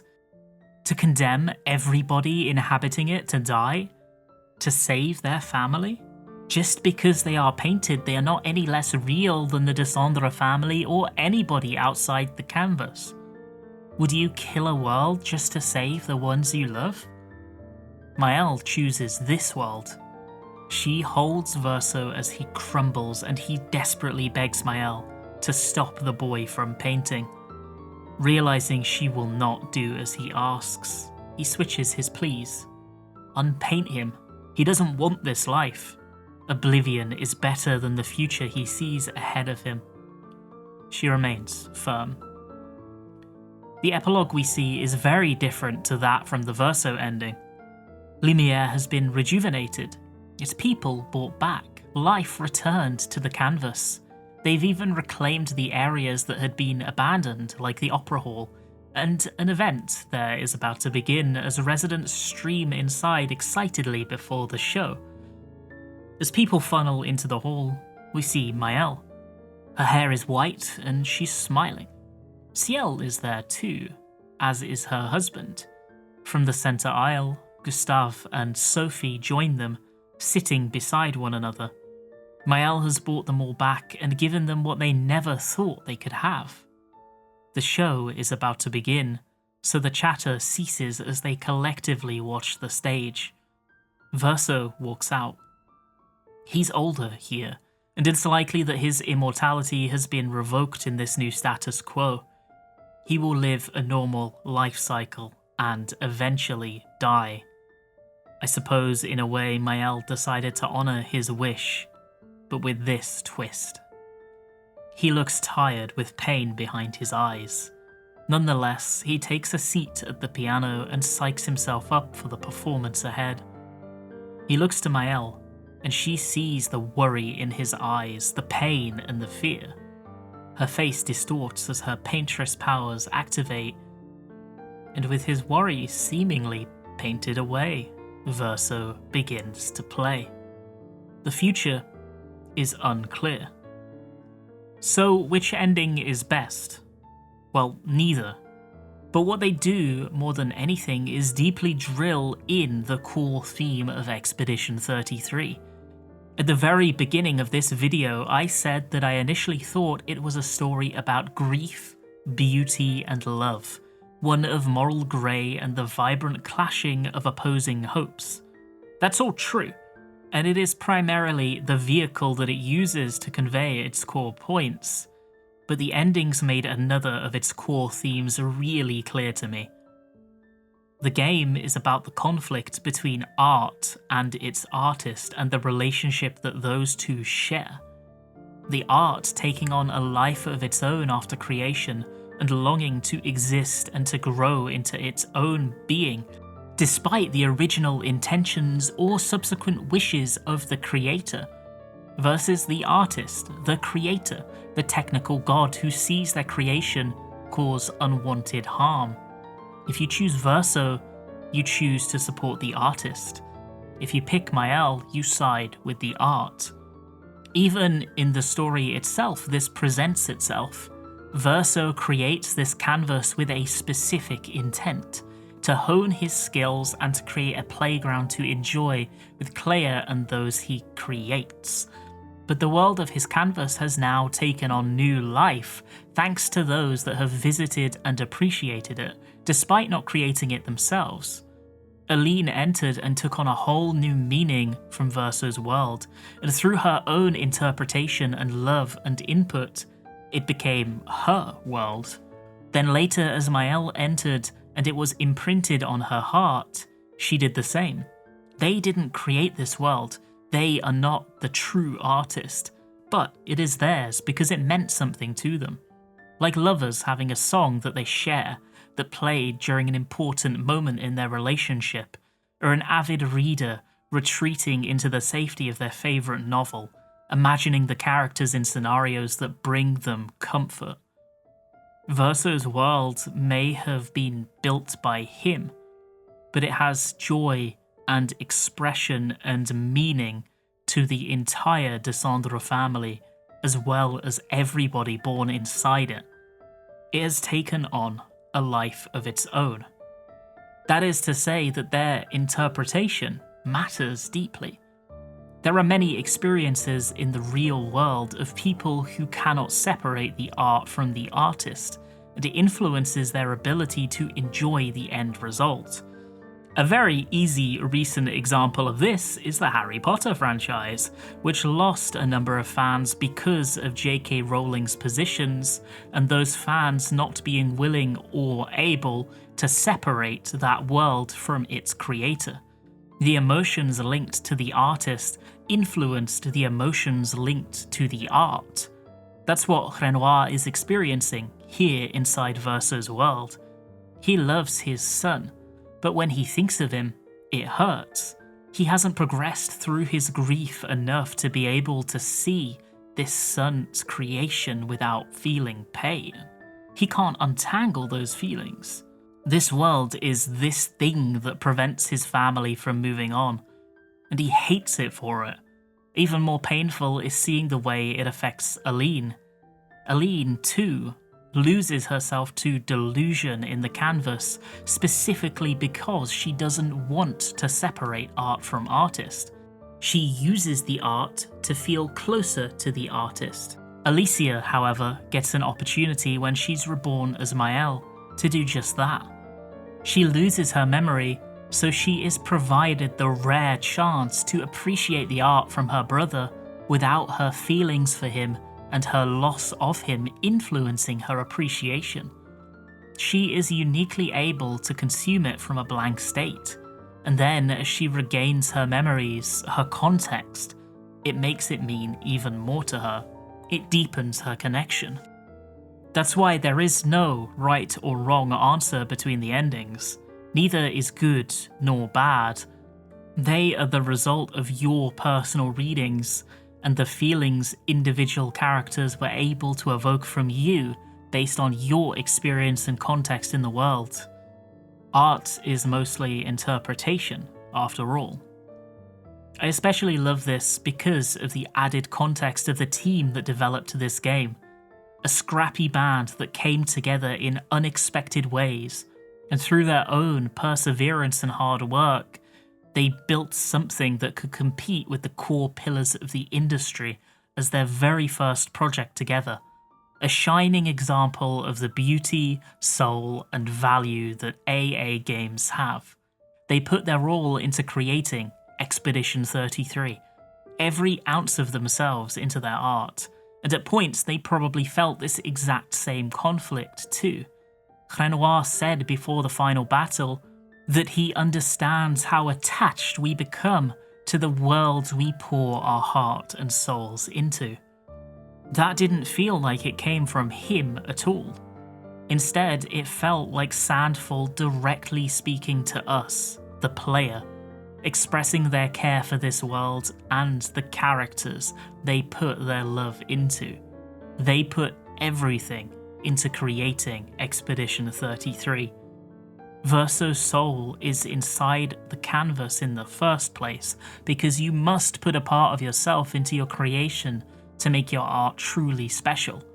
This is true of making games, paintings, music, or anything creative really. We give a piece of ourselves to create something that can touch the hearts of others. That is what Sandfall Interactive set out to do with Expedition 33. I think it's fair to say that they succeeded. Thank you so much for watching this video if you made it all the way to the end. I really appreciate it. I know there's probably a bit of hesitance in clicking a channel with so few videos, and I appreciate you sticking around. This video is the longest I've made by a fair margin, and to that I have to say to you that I'm sorry. And if you enjoyed it, you're welcome. I have a Patreon. You don't need to support it, but if you do, it will allow me to keep uploading there more regularly. I'll add pre-release excerpts for future videos there, as well as some exclusive content. You'll also be included in the credits of future videos just like this. I really do appreciate it if you choose to lend me your support there, because I really liked making this, and it helps me make doing this more often a reality. No pressure though, and of course thank you so much for watching, and I hope you have a fantastic rest of your day.